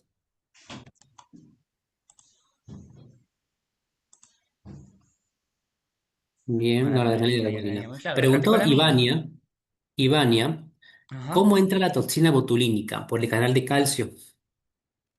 La toxina botulínica, básicamente está a nivel sistémico y por mecanismos de difusión, mecanismos de ingresa a la zona. En realidad recordemos que es una infección esto, es una infección de Claro, una bacteria. Es una bacteria que está infectando al sistema. O sea, y las son bacterias, bacterias, o sea, lo ajá, que hace la bacteria es obviamente secretar su toxina. Esa toxina viaja, le gusta viajar está a y nivel llega, sistémico. ajá, y por proceso de una endocitosis entra y de ahí se libera y es donde básicamente rompe a las proteínas SNAR. Ujú. Exacto, es por Muy el tema de bien. la endocitosis. Ujú. Perfecto, Benja. Todo quedó claro. Todos están. Sí, listo. No, Perfecto. Bueno, ahí continuamos con el caso clínico 2 y demás. Dale, listo. ok, chicos. Igual, acá lo importante que tiene que haber quedado claro de que qué tema en específico de la clase de hoy interviene en este caso clínico es el tema de las proteínas SNAD y la sinapsis, ¿no?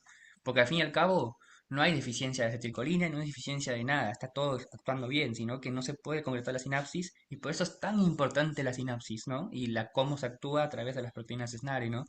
que esto se ve en programas de biología celular, mucho el tema de las proteínas de SNARE. Y yo recuerdo que, por ejemplo, cuando lo vi dije, bueno, esto es muy molecular, hasta que recuerdo este caso clínico y digo, es importante, ¿no? Pues es que biología es una materia muy importante también, que a veces nosotros decimos es una materia básica, pero la verdad es que es importantísima. Bueno, después tenemos el caso clínico número 2. A ver, vamos a leerlo. Tenemos, por ejemplo, un hombre de 42 años llega al servicio de urgencia por rigidez muscular progresiva y dificultad para abrir la boca. Ok, ya vemos que acá es todo lo contrario, ¿no? Capaz que ya empezamos por esto, nos llama la atención, rigidez. Perdió la, muy tensionado, capaz, ¿no? Perdió esa capacidad de poder relajar los músculos. El paciente refiere que 10 días antes sufrió una herida profunda en el pie con un clavo oxidado. Wow. Ok, mientras trabajaba en una construcción.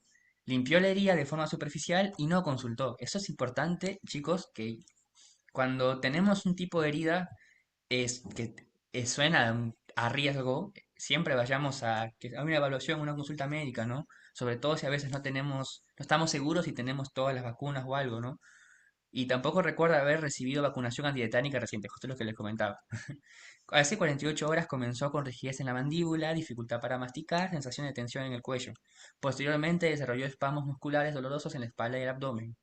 Durante el examen físico se observa trismus, que es dificultad para abrir la boca, ya nos decía, ¿no? Que dificultad para abrir la boca desde un inicio. Risa sardónica, rigidez generalizada, opistótonos y espasmos musculares desencadenados por ruidos o estímulos mínimos. Ahora vamos a ver qué es opistótonos, que básicamente es... no sé si vieron la postura, la de la chica la que sale en la televisión, el exorcista me parece que es, que sale para hacia atrás, como alguien que está poseído. Bueno, esa es la postura del opistótonos. Por eso muchas veces, ya si entendemos por dónde va este caso, ¿no? De la vacunación antitetánica, del tema del clavo oxidado, que siempre se escucha mucho en relación al tétano, bueno, es un caso de enfermedad de toxina tetánica, ¿no? De tétanos.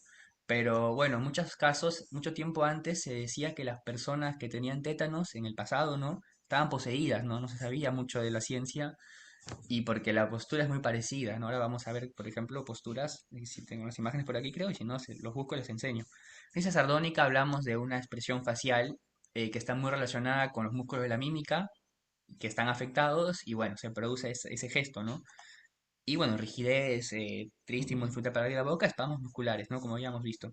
Así que vamos a ver qué sucede. ¿Qué sucede? A ver, tenemos a una persona que está enferma de tétanos, ¿no? ¿Qué sucede con la toxina tetánica? La toxina tetánica se une a terminaciones nerviosas motoras en la herida, ¿no? Esta toxina está presente, o sea, se lo contrajo cuando pisó el clavo, ¿no? Se transporta por transporte axonal retrógrado hasta la médula espinal, ¿no? Recordemos los carriers que tenemos en las neuronas, ¿no? Que transportan en sentido, en este caso hablamos de sentido retrógrado, bueno, a los neurotransmisores, por ejemplo, ¿no? Que pueden actuar algunos de ellos, pero en este caso no se está transmitiendo algo bueno, sino estamos transmitiendo una toxina que entonces nos está afectando. Entonces, ¿qué sucede? Cliva la proteína SNAIR sinaptobravina. Otra vez aparece la proteína SNAIR acá. E inhibe la liberación de neurotransmisores inhibitorios, que son GABA y glicina. Entonces, ¿qué sucede? Eh, Vimos bien el caso de las proteínas SNAIR hace un rato con la toxina botulínica, pero ahora tenemos otro caso distinto porque la toxina tetánica no actúa en el mismo lugar que la toxina botulínica, ¿no? En este caso, por eso es que uno dice, bueno, acá también actúa sobre SNER, ambos son problemas sobre SNER, que entonces al final volvemos al tema de la sinapsis, ¿no? Hay un temita con la fusión de las vesículas por falta de las proteínas sinaptobravina, bueno, en este caso la proteína sinaptobravina que está clivada, ¿no? O sea, que está inhibida básicamente. ¿Qué sucede? Eh, Acá está la parte clave, que inhibe la liberación de neurotransmisores inhibitorios, en este caso GABA, ¿no? GABA y glicina. GABA y glicina inhibe, en el caso de toxina botulínica, actuaba sobre acetilcolina, que excita, ¿no? Y está relacionado a la función parasimpática también. Acá no, acá vamos viendo lo contrario, no algo que excita, sino algo que inhibe. Entonces, ¿qué sucede? Nosotros tenemos bueno, tenemos acá, por ejemplo, los nervios somáticos, digamos, ¿no? Los que llegan al sistema nervioso ese periférico, Y tenemos que estos nervios llegan desde la médula espinal. En la médula espinal tenemos que hay una sinapsis con bueno, la neurona del siguiente orden que sigue en el mapa, perdón, en el sistema nervioso central. Pero ¿qué sucede? En el caso de estas neuronas, así como tiene una excitación cuando llega una señal del sistema, desde el cerebro, ¿no? Que yo digo, quiero mover mi brazo, bueno, llega una señal excitatoria que lo va a mover, que en este caso, pues probablemente estamos hablando de acetilcolina en el caso de la alergia sináptica ocular o glutamato en el caso de cuando vienen de otro lado, que ya lo van a ver más adelante, no los quiero marear, pero básicamente el glutamato está relacionado con excitación, si hablamos sistema nervioso central. Pero llegando acá a la neurona, la médula espinal, ya en la conexión con el sistema nervioso periférico, hay una neurona que conecta con el último nervio espinal, con la última neurona en realidad de la vía, que la va a inhibir, porque no siempre podemos estar estimulados, ¿no? Tiene que haber alguna contrarregulación. Como ya les dijo Leo, la vida, el sistema nervioso y todo en general es un balance. Nunca hay, nunca de uno ni nunca del otro. Siempre hay todo y en base a cómo estos se vayan aumentando, disminuyendo, se van a ver diferentes efectos. ¿Qué sucede? Esta neurona que se encarga de inhibir está inhibida. O sea, tenemos GABA y glicina. GABA y glicina, bueno, deberían salir de la neurona e inhibir a la siguiente neurona, que es la que va a formar el nervio para contraer el músculo, ¿no? En este caso, la toxina tetánica está clivando SNER, entonces no puede dejar actuar a GABA, o sea, no puede dejar actuar al inhibidor. Entonces no hay quien inhiba. Entonces, por ende, las personas que sufren de esta enfermedad están contraídas todo el tiempo porque no hay una inhibición del músculo. Es que estás con todo contracturado. Por eso es que se muestran, por ejemplo, acá podemos ver en las imágenes la postura. En este caso tiene que ver mucho con los músculos del dorso, que están hipercontraídos. En el caso de la expresión facial, esa es la que decía, la risa sardónica. Vemos la postura, por ejemplo, de esta persona. Y acá está la imagen, ¿no? Del tipo de médula espinal donde nace la neurona inhibitoria que debería inhibir a la neurona del nervio, ¿no? Que es la última neurona de la vía que se encarga de, pues, contraer el músculo. Pues son manifestaciones clínicas, ¿no? Rigidez muscular, por el bloqueo de la inhibición de GABA, risa sardónica, espasmo de los músculos faciales, opistótonos, que tenemos la conexión de los músculos del dorso, y la disfagia, contracción de los músculos faringeos, ¿no? Por eso que también la persona no podía comer. Disfagia es cuando no se puede comer. Eh, También hablaba que no podía tragar, ¿no? Por eso, también los músculos laringeos también se ven afectados. Pero básicamente imagínense todos los músculos del cuerpo contraídos. Eso es el tétanos. Así como la toxina botulínica, a lo contrario, todos los músculos del cuerpo relajados. Ambos extremos son malos, ¿no? Porque al final y al cabo no pueden actuar. Y eso sería la resolución del caso clínico número 2, chicos. Si tienen alguna duda, ¿todo bien? ¿Alguna duda, chicos, hasta acá? ¿Se entendió todo lo que dijo Benjamín? ¿Estuvo claro? Capaz lo de inhibición, no sé, es algo que no sé, quizá Claro. Porque claro, acá recordemos porque... que, sí, sí, sí. Ajá. Es importante entender el tema de la inhibición, de cómo es que cada neurotransmisor tiene una Ujú, función distinta, ¿no? Porque al fin y al cabo pareciera que actúa de la misma forma, ¿no? Uno dice, actúa en proteínas NER, ok. Pero es importante entender que cada neurotransmisor tiene una función distinta. Uno inhibe y otro excita, y en base a eso hay dos resultados completamente distintos. ujú. Ah, no, Retrógrado. eso de retrógrado viene relacionado al tema del transporte. Lo van a ver mejor cuando vean morfofisiología del sistema nervioso, ¿no? Ahora capaz que es un poco adelantado, pero hay un transporte de rieles, que son como rieles, digamos, que están en cada neurona a través del axón y se van transportando proteínas, moléculas, es como unos rieles, que a través de una proteína se transporta. ¿Qué sucede? Que cuando el tétanos llega al sistema nervioso y se transporta a través de él de esta forma, por los mismos rieles que se utilizan para transportar otras proteínas. En este caso hay un transporte anterógrado y retrógrado, ¿no? En base a si vas desde el cuerpo hasta la dendrita, el axón terminal, digamos, ¿no? O si vas desde un sentido al otro, ¿no? Son como trenes, por eso les decía. Sí, Pero por ejemplo, tranquilos hay una que imagen ahí que explica, en la anterior imagen hay del caso, a hay ver. una que explica la toxina tetánica, ahí mismo, el otro. Ujú. Sí, mira, más o menos así, Acá mira, lo está. que pasa, la Este es derecha, el cardíaco.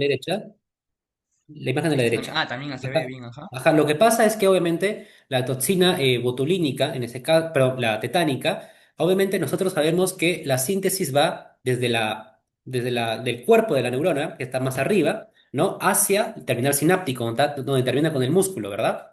Pero ¿qué pasa? Ujú. Es retrógrada porque entra la toxina por el terminal sináptico. O sea, va de abajo hacia arriba, donde obviamente lo normal es que vaya de arriba hacia de abajo, ¿verdad? Entonces, va de forma retrógrada. Lo normal es Sí, que eso sea de sí, perfecto. anterógrada, de arriba hacia abajo. Pero como es Sí, en retrógrada, va general todo de es anterógrado. abajo hacia arriba. Ujú. ¿Esa parte se Verdad, entendió sí. muy bien Eso también. o hay dudas? Ah, listo. Claro, Perfecto, ya Iván. más adelante verán bien qué proteínas son, Claro, cómo ajá, cómo eso es actúan. manera introductoria, van a ver más adelante cómo afecta a nivel central, porque aquí hay muchas cosas, tiene que ver el glutamato, tiene que ver los receptores Claro, por NMDA, eso, claro. Pasa que, es claro, un hay, montón, hay es un neurotransmisores, mundo. por ejemplo, que se producen en el mismo núcleo y hay otros que no. Entonces, en base a eso es importante porque los que se producen en un lugar necesitan este transporte para llegar a la brecha sináptica, por ejemplo, y otras que no. Entonces, ahí lo van a ver mejor. Ahora no es tan importante esto, sino entender cómo llega la proteína SNER y cómo se ve afectada la sinapsis, que es lo que estamos, bueno, viendo en este caso con la toxina tetánica. Claro. ¿Hasta ahí todo bien, chicos? Ujú. ¿Alguna duda, algo? ¿Alguna duda? ¿Todo bien? Bien, Jefferson, sí, te va entendiendo. Bien, perfecto. Vamos al siguiente caso clínico. Perfecto. Tenemos el siguiente Sí, caso clínico, que sería el caso clínico número 3. Una claro. mujer de 27 años consulta por debilidad muscular progresiva desde hace varios meses.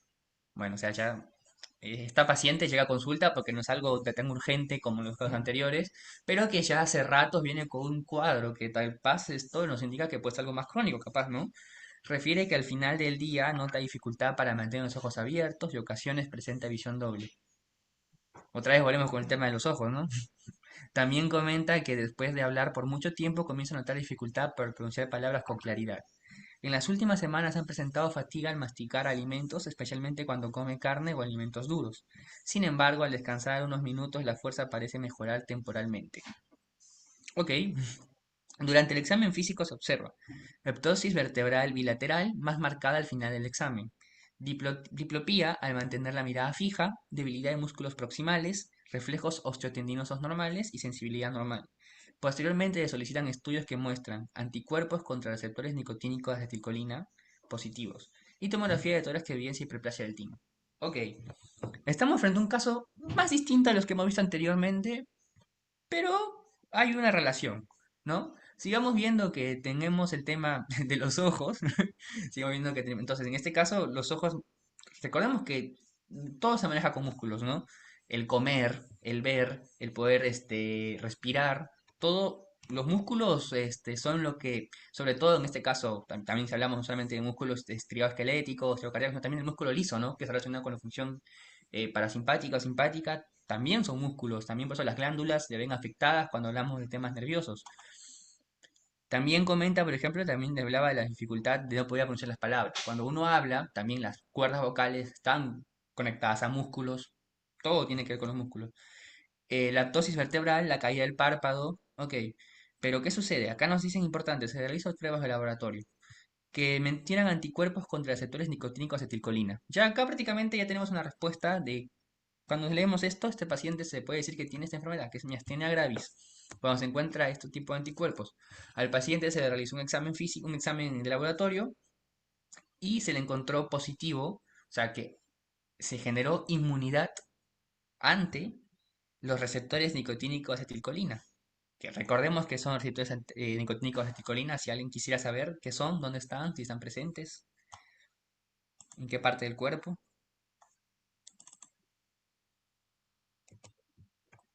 Lo acabamos de ver, chicos. Si desean participar o escribir por el chat, capaz.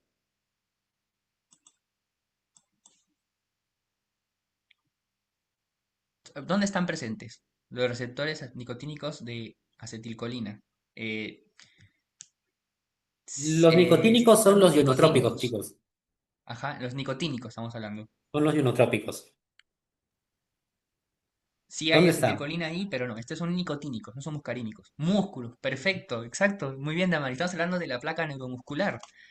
Sí, muy bien, Sara, músculo. Exacto, exacto. Eso, chicas. Gracias. Y entonces volvemos al aquí. Entonces, ¿qué sucede? Los receptores nicotínicos de acetilcolina que se encuentran en los músculos, hay un anticuerpo, ¿no? Hay, así como cuando viene, por ejemplo, un bicho, ¿no? Bueno, un bicho. Por ejemplo, tenemos a la salmonela. Cursamos una fiebre tifoidea y después dejas de cursarla, se produjo una inmunidad ante la salmonela, ¿no? Un anticuerpo, que es la parte de la inmunidad adaptativa de las personas. ¿Qué sucede? En este caso se generó un anticuerpo, así como este anticuerpo de la salmonela ataca a la salmonela, acá se produjo un anticuerpo que ataca a los receptores nicotínicos de acetilcolina. Como si nuestro cuerpo viera los receptores estos, los nicotínicos de acetilcolina, como como un extraño, ¿no? Como algo que debería encargarse de destruir. ¿Qué sucede? Es multifactorial esto, ¿no? No se sabe mucho al respecto, pero se entiende que es multifactorial, sobre todo origen genético, fumar mucho, qué sé yo, es multifactorial. Pero está muy relacionado también, como les menciono, principalmente entre genética y el estilo de vida. Y también esto es importante porque tiene una tomografía de tórax que evidencia hiperplasia del timo. El timo es un órgano linfático, que es importantísimo porque se encarga de capacitar a los linfocitos T, ¿no? Es un órgano linfático de capacitación. ¿Qué sucede? Que si está agrandado el timo, o sea que muy probablemente que está agrandado significa que está hiperactivo, ¿no? Porque está produciendo muchos linfocitos. Y se encontró la presencia de algo que está dañando los receptores muscarínicos. Es una enfermedad de tipo autoinmune. ¿Qué sucede en este caso? En la unión la placa neuromuscular, donde la acetilcolina debería llegar a los receptores, ahora no hay problema en la sinapsis del tipo de las vesículas, ¿no? No tenemos ese problema, no tenemos nada que esté bloqueando la acetilcolina está divina. Las vesículas también, la proteína SNARI que vimos en el botulismo y en la tetánica, también todo perfecto. ¿Qué sucede? No está llegando al receptor porque no hay receptores, o sea, los receptores están siendo atacados, nos quedan pocos receptores. Entonces, la acetilcolina, por más que se produzca una extremada cantidad de acetilcolina, no tiene a dónde. Y al final, inclusive les diría que, bueno, todo es importante, ¿no? Pero lo que determina la función de una sinapsis, al fin y al cabo, es el receptor que está activando. ¿Ok? Entonces, pues puedes producir acetilcolina, GABA, lo que sea. Pero al fin y al cabo esto tiene una función porque eso llega a ponerse en un receptor y este receptor tiene una función al momento de que le llega el ligando, ¿no? En este caso el GABA actúa sobre receptores que van a tener una función inhibitoria, ¿no? En el caso de los receptores muscarínicos de perdón, receptores nicotínicos de acetilcolina, es de tipo excitatoria de la placa neuromuscular, pero no hay receptores suficientes que activen estas funciones de la neurona. Entonces, por más que yo tenga demasiada acetilcolina, no se va a producir la función, pero al fin y al cabo necesito el receptor para que se cumpla la función. ¿Se entiende? Entonces, por eso es de que hay algo que lo está atacando los receptores, lo está destruyendo, que son nuestros propios linfocitos, con el caso de esta persona, ¿no? Que tiene un tema con el timoma, tiene una hiperplasia del timo, y pues por eso es que tiene toda esa sintomatología, ¿no? Que no puede levantar el párpado, lo mismo. Básicamente, es como si estuviera inhibido, ¿no? No puede mantener la mirada fija porque los músculos oculares están mal.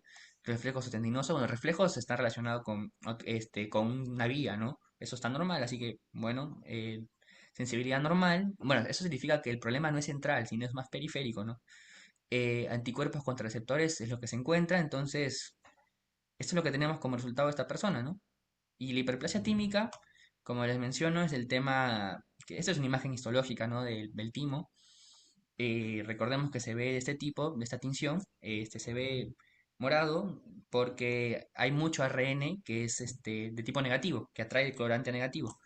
Entonces, bueno, pero en el caso de esta persona tenemos un timo que es inmunológicamente hiperreactivo. Está demasiado excitado y produciendo encima linfocitos T que atacan los receptores nicotínicos de acetilcolina. Entonces, este paciente, pues, tiene un temita, ¿no? Que probablemente si no se trate, eh, recordemos que al fin y al cabo, la función neuromuscular nerviosa está relacionada con la respiración también, con el tema del diafragma, que en muchos casos se trata, o sea, se trata de no evolucionar esa etapa, porque hablamos de la muerte del paciente, ¿no? Pero es una enfermedad autoinmune que hay que tratarla, controlarla y bueno, que básicamente se trata tratando a lo que está atacando, los linfocitos T, ¿no? Que son los que se encargan de destruir, en el caso de esta persona. Ah, eso también es importante. ¿Por qué hablamos del timo? Porque como les mencioné, el timo es donde se capacitan los linfocitos T y se encargan de, como que van adquiriendo las funciones que van a atacar. Entonces, esos linfocitos T que se producen aquí son donde, en el timo es donde le estamos diciendo, tu linfocito vas a ir a atacar a esto, a los receptores nicotínicos. Entonces, hay un tema acá en el caso del timo, ¿no? Que está fallando también. Y bueno, chicos, ese es el caso clínico número 3. Si tienen alguna duda para pasar al caso clínico número 4, que sería el último de los casos clínicos que vamos a ver. ¿Todo bien, chicos, hasta acá? Jefferson dice que Ahora, todo bien. les consulto más a ustedes para ver, ¿quieren un caso clínico más o quieren que de acá pasemos a fármaco y de ahí o les está Ajá. gustando la temática? Depende de ustedes, para que no Sí, solamente como no se quieran, chicos, ¿ah? agobien. Claro, Está siendo larga la clase, pero por eso mismo. ¿Quieren más casos clínicos o pasamos directamente al caso de fármaco y listo? Depende de ustedes, nosotros estamos a su disposición. Uno más. Bueno, les están ah, gustando bueno, a los va, muy chicos. bueno. Vamos, vamos. Sí, aparte, la verdad, los casos clínicos les ayuda mucho a ustedes. Sí, es Más donde bien, uno por termina de ejemplo, entender de qué nos sirve todo esto. Aparte, claro, somos médicos, al fin y al cabo, claro, esto es algo que nos ujú, envuelve bastante, chicos y chicas. claro, sí, sí, obvio, Bueno, obvio, entonces vemos el último caso para continuar. También es el último, igual. Si hacían más casos clínicos, después lo seguimos charlando en otro momento. claro. Tenemos Vamos a caso hacer una clínico, reunión de puros casos clínicos. claro. Sí, Sí, sí, son buenísimos. Bueno, caso ya. clínico número 4. Un hombre de 45 años llega... Bueno, ¿alguien quiere leer esto? Ya que es el último caso clínico, ¿alguien quiere leer el primer párrafo? ¿Puedo leerlo yo? Sí, te escucho. Ah, ya también tenía una consultita, no sé si puedo Sí, hacerlo. sí, sí. Pregunta. Ah, cuando usted creo que dijo que cuando la sensibilidad es normal, esto indica que el problema no es a nivel central, sino periférico. No, era el tema de los reflejos. Pasa que los reflejos, el reflejo, por ejemplo, ¿viste cuando golpeas con el martillito en el tendón Ujú. del cuádriceps y se ve cómo el tendón vuelve? Bueno, tema del manejo de los reflejos es un poco más primitivo, no necesita de, de una función que se ejecuta desde el cerebro, pero igual, o sea, reflejo. Digamos que los receptores, a pesar de todo, no estamos en una etapa tan avanzada, porque aún pueden haber, aún funcionan los reflejos, ¿no? Que eso es, que el reflejo, como le digo, es un tema que, ¿dónde se produce? Tenemos una neurona que viaja, que es la que lleva a la aferente, se produce reflejo en el centro de procesamiento que es la médula y huele por la neurona eferente y al fin y al cabo la contracción se da por la función de la placa neuromuscular, ¿no? Pero que lo que les quise decir es que si vemos que el tema del sistema nervioso central está bien, ¿no? No viene por ese lado, porque el problema no está en el sino, por ejemplo, cuando hay una lesión de médula, los reflejos no se producen, o sea, dependiendo del sector que está afectado, porque el reflejo, el centro de procesamiento es central. Eso lo quise decir, que la Ah, enfermedad ya. que se cursa no es, el problema no está en la médula, sino el problema es de tipo periférico. Y en este caso igual que no significa que no pueda evolucionar a una falta de reflejo si es que se han afectado tantos receptores de nicotínicos que no puedan producir la contracción del cuádriceps, por ejemplo, ¿no?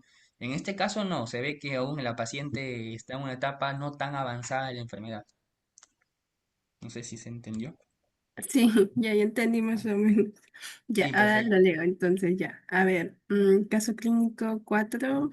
Un hombre Ok. de 45 años es llevado al servicio de urgencias por sus compañeros de trabajo luego de presentar dificultad respiratoria, sudoración intensa, debilidad muscular mientras fumigaba cultivos en un campo agrícola. Ok, muchas gracias, Ivania. Sí, hasta cada momento, entonces, lo que dice Ivania es que este paciente primero ¿qué estaba haciendo? Estaba fumigando, él estaba trabajando. Bueno, también por eso es muy importante el tema de la protección en los trabajos, ¿no? Que Muchas veces, cuando los trabajos son muy primitivos, bueno, muy alejados de la de la seguridad básica de un trabajador, se pueden producir intoxicaciones, ¿no? Un tipo de accidente laboral. Entonces, ¿qué tenemos? El paciente viene que estaba fumigando, estaba trabajando con una sustancia y que los síntomas que tiene es dificultad respiratoria, sudoración intensa y debilidad muscular. Ok, continuamos. A ver, ¿alguien quisiera leer lo que continúa del caso clínico?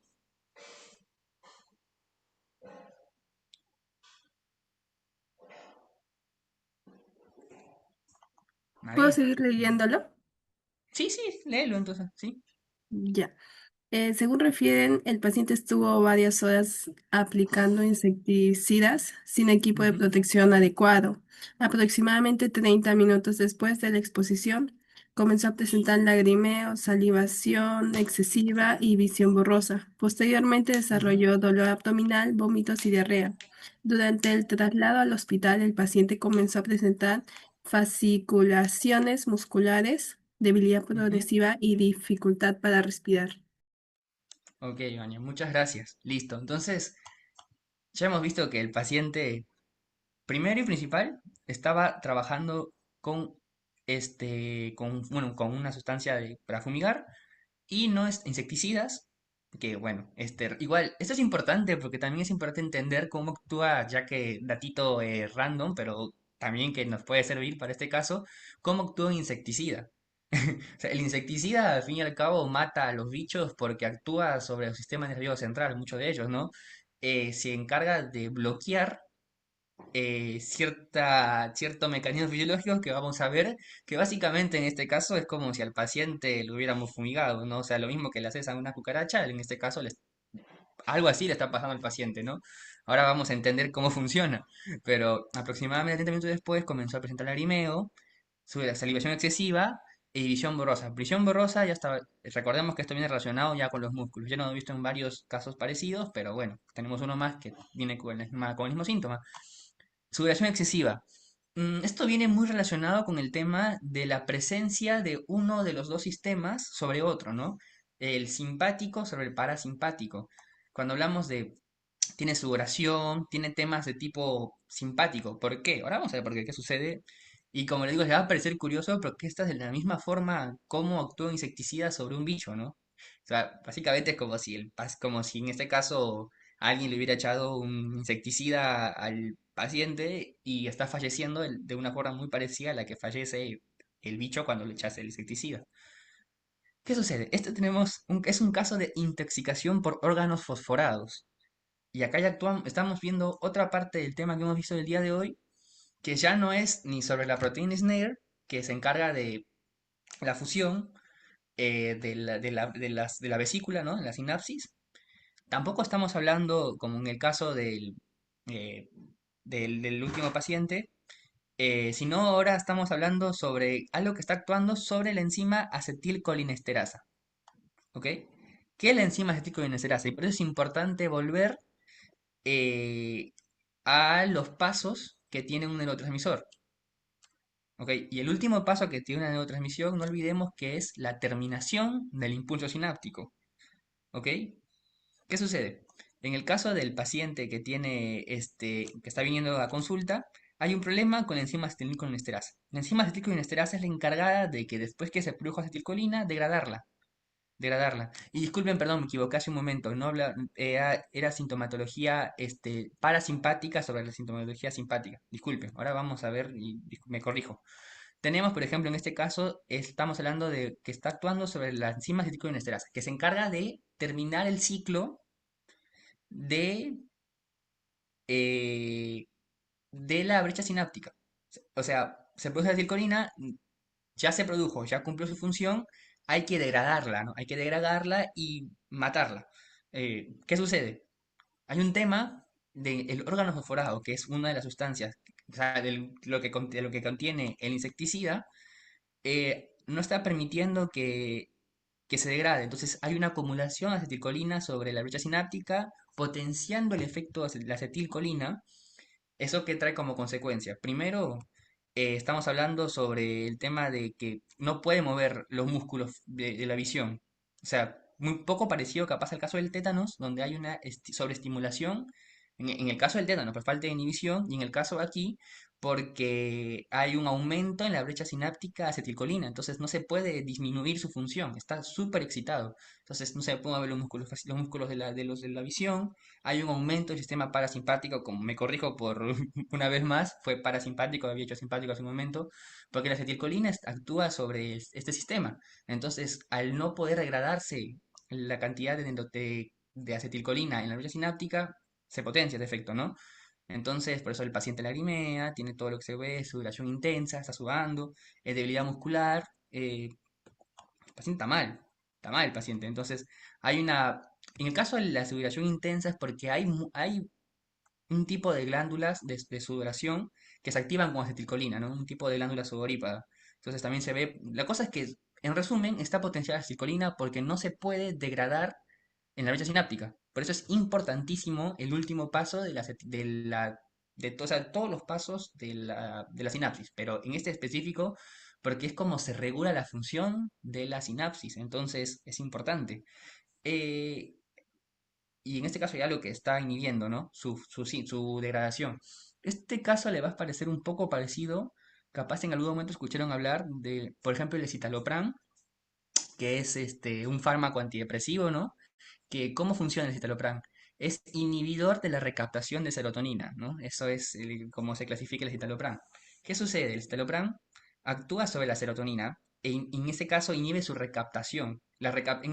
Esta enzima, perdón, esta neurotransmisor de acetilcolina se termina con una enzima. En el caso de la serotonina, se termina su degradación, su ciclo de la brecha sináptica, recaptándolo, o sea, se lo vuelve a guardar como para decir, bueno, listo, ya cumpliste tu función en la brecha sináptica, llegaste al receptor, listo, te recaptamos, te recapto y te guardo, ¿no? Que es otra de las formas como se termina la neurotransmisión. ¿Qué sucede? Una persona que tiene un déficit de serotonina, bueno, que el psiquiatra, el profesional ha determinado que necesita un antidepresivo de este tipo, lo que actúa es, así como en este caso de la persona que se intoxica con órganos fosforados, entonces tiene el problema de la inhibición de la acetilcolinesterasa. Entonces, que hay un aumento en la brecha sináptica de la acetilcolina. En el caso de alguien que toma citalopram, tiene un aumento de serotonina en la brecha sináptica, ¿no? Que por consecuencia, pues la serotonina que actúa en circuitos como la felicidad, la sensación pues, de bienestar, de eso, es algo que te saca de la sensación de depresión o del cuadro que estás teniendo, ¿no? Que bueno, el tema de los psicofármacos es muy extenso, también cómo realmente es beneficioso o no, dependiendo de cómo se tome, pero bueno, es básicamente cómo actúa, ¿no? Y también tiene que ver con el tema que estamos viendo en la clase del día de hoy. No sé si tienen alguna duda, chicos. Acá tenemos, bueno, estas manifestaciones clínicas, diarrea, por aumento de la actividad intestinal, por hiperestimulación por ACH, ¿no?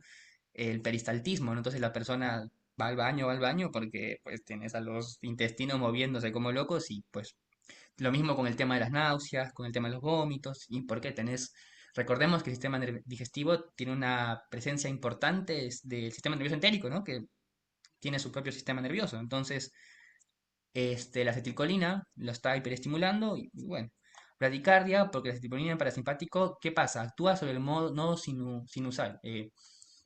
¿Qué sucede? Que el corazón tiene receptores de acetilcolina de tipo inhibitorio. Entonces, al llegar la acetilcolina al corazón, esto es una función parasimpática, por ejemplo, que es lo que hablábamos. El corazón empieza a latir más lento, ¿no? Hay bradicardia. Dificultad para respirar por la construcción de los músculos respiratorios y la miosis, como es miosis, se achica el ojo porque la CH tiene una función sobre el esfínter del iris, que es lo contrario. Y bueno, esto sería el último caso del día de hoy. Y si tienen alguna duda, los escucho. ¿Cómo llevaron, chicos? ¿Les gustó los casos clínicos? ¿Les gustó? ¿Todo ¿Les bien? gustó los casos ¿Entendieron? clínicos, chicos? ¿Pudieron? Les sirvió viendo en la parte teórica, ¿verdad? Para relacionarlo con la parte clínica, ¿verdad? Es lo lindo que ustedes van a poder llevar esto en la científica, obviamente. Por eso es que muy bien aplicar la parte teórica y llevarlo a la parte clínica. ¿Vieron la importancia? No puedes, si tú quieres hacer un caso clínico, no lo hubieras hecho sin antes ver la parte teórica, ¿no? Por eso que se Ujú. complementa muy bien, ¿ok? Se complementa. ¿Listo? Bien.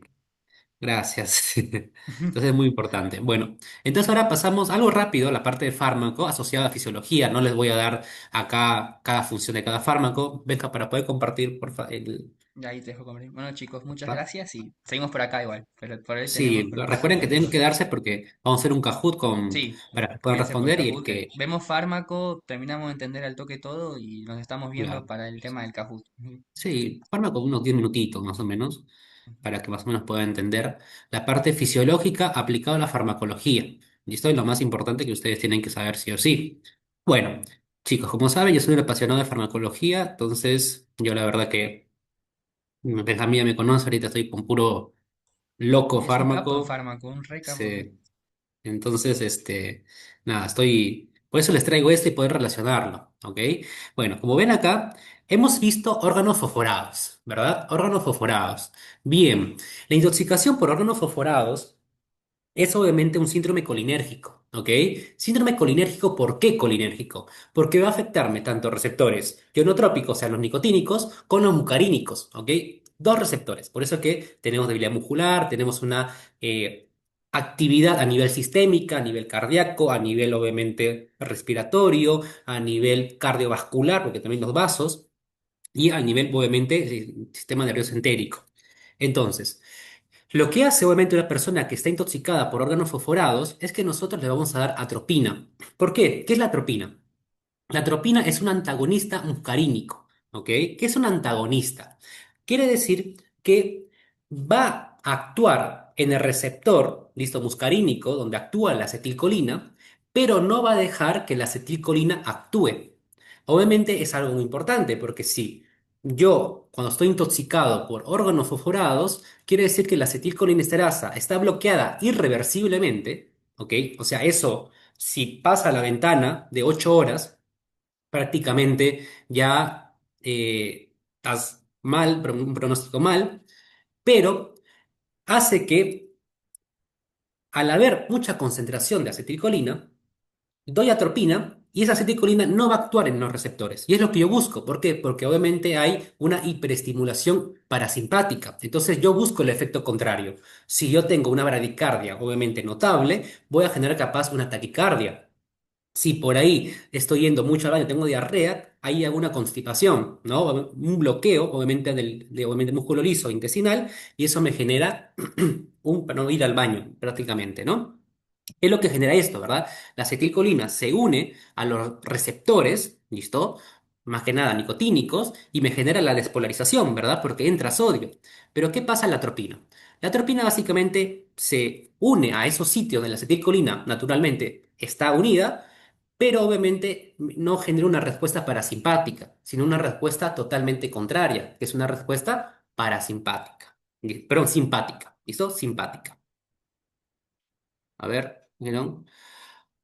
No compite, o sea, sí puede competir, pero obviamente cuando tú das atropina, en una cantidad mayormente en gramos, no miligramos, va a ser superior a la acetilcolina.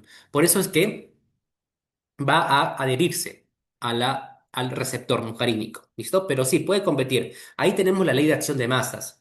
Esa ley de acción de masas, eso lo van a ver también en farmacología, que es un poquito más extenso, que también lo explico en la academia. Así que, bueno, pueden también, si están en la academia, van a ver que le explico eso todo de manera completa, ¿listo? Entonces, yo tengo ahora, la atropina, también pacientes que se pueden obviamente intoxicar con atropina y tenemos un síndrome atropínico. Entonces, si yo les dije que la atropina hace todo lo contrario a lo parasimpático, entonces a una persona que está con síndrome atropínico va a tener las siguientes sintomatologías y para eso hay una mnemotecnia, que es ciego, loco, caliente, seco y rojo. ¿Por qué ciego? ¿Por qué? Porque obviamente la persona que está con predominio parasimpático tiene una miosis. Atropina hace todo lo contrario, midriasis. Midriasis y cicloplejía. Va a estar loco. ¿Por qué? Porque va a haber una excitación, obviamente a nivel central, convulsiones, y pues eso puede llegar al coma. ¿Y por qué caliente, seco y rojo? Recordemos, parasimpático me estimula las glándulas écrinas, por lo tanto tengo sudoración. Entonces, si doy atropina y más en exceso, me inhibe esas glándulas sudoríparas. Por lo tanto, puede estar caliente, seco y rojo porque no, obviamente no hay lubricación a nivel de la piel. ¿Listo? Y tenemos obviamente las dosis de la atropina. que obviamente va a ser por miligramos. Por ejemplo, 0,5 miligramos lo ideal, tenemos leve bradicardia, serostomía, inhibición del soduro. Serostomía, básicamente no podemos producir saliva, ¿ok? Secreciones. 1 miligramo, tenemos que va a ser serostomía, sed, taquicardia y leve midriasis, pero como vamos viendo, ya a 10 miligramos sería algo letal, ¿no? Que eso obviamente ustedes lo tienen que saber más adelante. Yo les doy manera, obviamente, para que ustedes lo puedan emplear a la farmacología, ¿listo? De ahí tenemos, obviamente, la piridostigmina. La piridostigmina es un fármaco que va a inhibir reversiblemente a la acetilcolinesterasa. ¿Ok? Nosotros hemos visto, ¿verdad? Los organofosforados que inhiben a la acetilcolinesterasa. Ahora, la periodistimina también es un fármaco que me inhibe. ¿Y para qué yo voy a querer inhibir, por ejemplo, a la acetilcolinesterasa? Por ejemplo, para distintas patologías, ¿no? Por ejemplo, lo que viene a ser miastenia gravis. ¿Y por qué creen que para miastenia gravis tengo que dar la piridostigmina? ¿Por qué creen? ¿Qué hace la miastenia gravis? La miastenia gravis, obviamente, tenemos anticuerpos que me afectan a receptores nicotínicos, ¿verdad? Y hace que la acetilcolina no pueda tener contacto.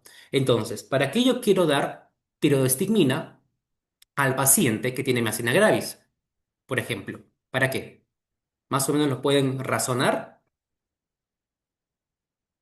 Y dijo algo muy, muy por ahí, como una pista, Ibania, con algo de compite. Piénsenlo así. Si yo tengo un paciente con miastenia gravis, los anticuerpos van a estar atacando, obviamente, al receptor. Ahora, la acetilcolina no va a hacer nada, ¿verdad? Y va a ser degradada por la acetilcolinesterasa. Pero ¿qué pasa? Si yo doy piridostigmina, obviamente, va a generarme que esa acetilcolinesterasa no degrade la acetilcolina que está en la brecha sináptica. Entonces, como no está en la brecha sináptica, obviamente, perdón, como va a predominar ahora la acetilcolina en la brecha sináptica, entonces, eso va a generarme que aumente las concentraciones de acetilcolina. Y pasa que si yo tengo bastante acetilcolina, en algún punto, disculpen la cámara, en algún punto va a tener contacto con el receptor. Entonces, por esa misma razón, que obviamente esté unido a sus receptores. Más o menos me entendieron, mi cámara se empieza a fallar, disculpen. Pero eso, o sea, yo tener bastante acetilcolina en la brecha sináptica, ¿ok? Yo tengo bastante acetilcolina en la brecha sináptica, esto va a generarme que, por ejemplo, mi miastenia gravis, así hay anticuerpos en los receptores, esa acetilcolina busque por ahí un receptor para poder obviamente interactuar y generarme la contracción muscular, obviamente, o efectos colinérgicos. ¿Listo? Para eso aplicamos la piridostigmina. ¿Ok? Esa es más que nada la razón. Es lo más importante poder razonar todo esto. ¿Ok? Y bueno, y de ahí ya tenemos fármacos como por ejemplo bloqueantes neuromusculares. Tenemos por ejemplo los despolarizantes y los despolarizantes. Los despolarizantes, por ejemplo, se unen a receptores nicotínicos, ¿ok? Estimulando la entrada de sodio. Entonces, ¿qué pasa? La persona va a generarme fasciculaciones. ¿Listo? Fasciculaciones porque entra mucho sodio. Y por ahí después va a generarme una parálisis porque se, obviamente, desensibiliza. ¿Ok? Por ejemplo, un fármaco que está aplicado a esto es la succinilcolina, ¿listo? Que se emplea mayormente para la anestesia y obviamente para poderte entubar, ¿listo? Para una cirugía. Y de ahí los no despolarizantes hacen que bloqueen el canal nicotínico de acetilcolina, obviamente generándome que no puede entrar sodio, por lo tanto no hay contracción y generándome obviamente una parálisis flácida. Todos estos fármacos lo van a ver en los casos clínicos de obviamente del primer módulo de fisiología. Entonces, de manera introductoria, para que más o menos ustedes conozcan, y obviamente los casos clínicos que ya son de la universidad, lo vamos a ir empleando. ¿Ok, chicos? Bueno, no quiero más aburrirlos con parte de fármaco, entonces vamos ya al Kahoot para que ustedes puedan, obviamente, participar, ¿listo? En el sorteo, más que nada en Perfecto, las chicos. preguntas. Se viene la ¿Listo? hora, se viene el momento. Espero les haya gustado la Sí. clase, chicos. Sí, espero que haya sido más o menos lo de fármaco. Quise hacerlo rápido para no marearlos porque me imagino que ya deben estar cansaditos. Si tienen Y de manera alguna duda, general. chicos, chicas, pregunten. Esto se encarga, o sea, ahora no podemos salir sin ninguna duda acá. Así que Claro, si tienen dudas pueden aclararnos antes de ahora o empezar. callen para siempre. Claro, ahí Sí, está, sí. más o menos para que vean. Ahí está, ahí está. A ver. Dice compite y eso, ajá, ahí está, sí lo dijo. A ver, chicos, participen aquí. La grabación, bueno, lo voy a dejar todo ahí. Link, ahí está, Kahoot. No empiecen a marear. Vamos, chicos. Ahí está, vamos, vamos.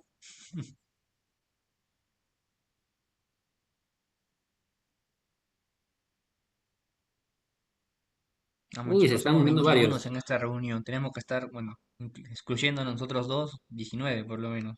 Sí,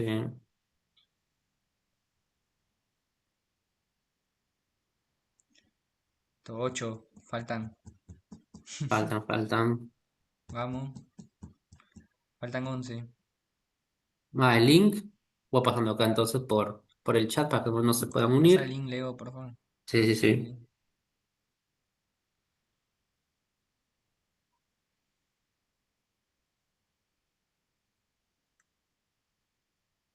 Voy a poner en el grupo que empezamos ya el sorteo por Kahoot.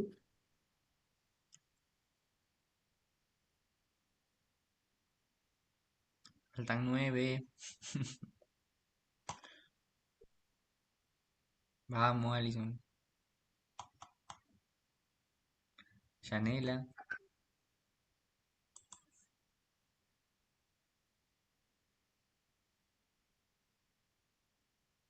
No, perdón.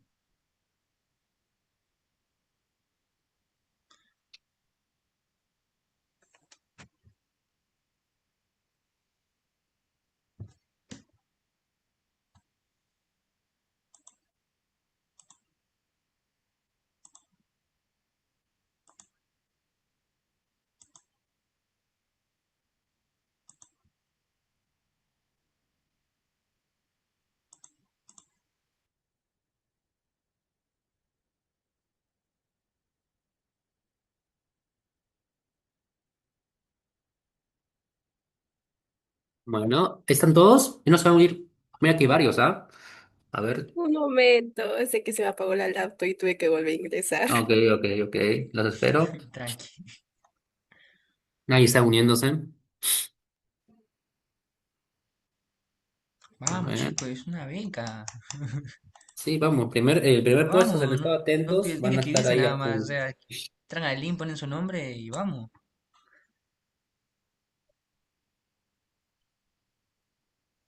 ¿Listo? Espérenme, ahorita vengo.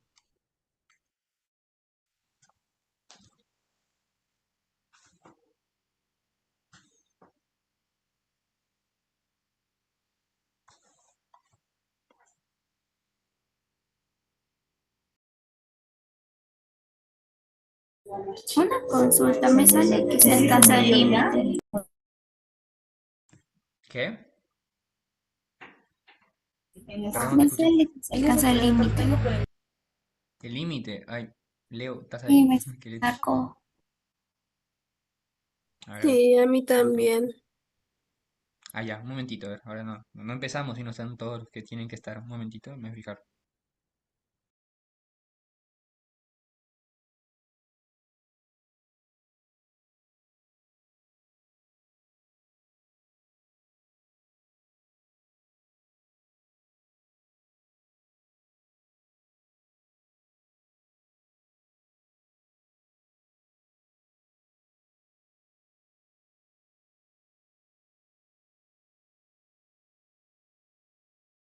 Hola, ¿qué decían? ¿Algo de tiempo? ¿Escuché? No, que no les deje ingresar. Que ya llegó al límite de personas que ¿El pueden De ingresar. límite? participantes. Ujú. A ver, déjame lo veo un toque. A ver, déjame Sí, ver. sí. A ver, a ver. Capaz estoy viendo acá algo, espérame. A ver, espérenme, espérenme. No se vayan, chicos. A ver, a ver.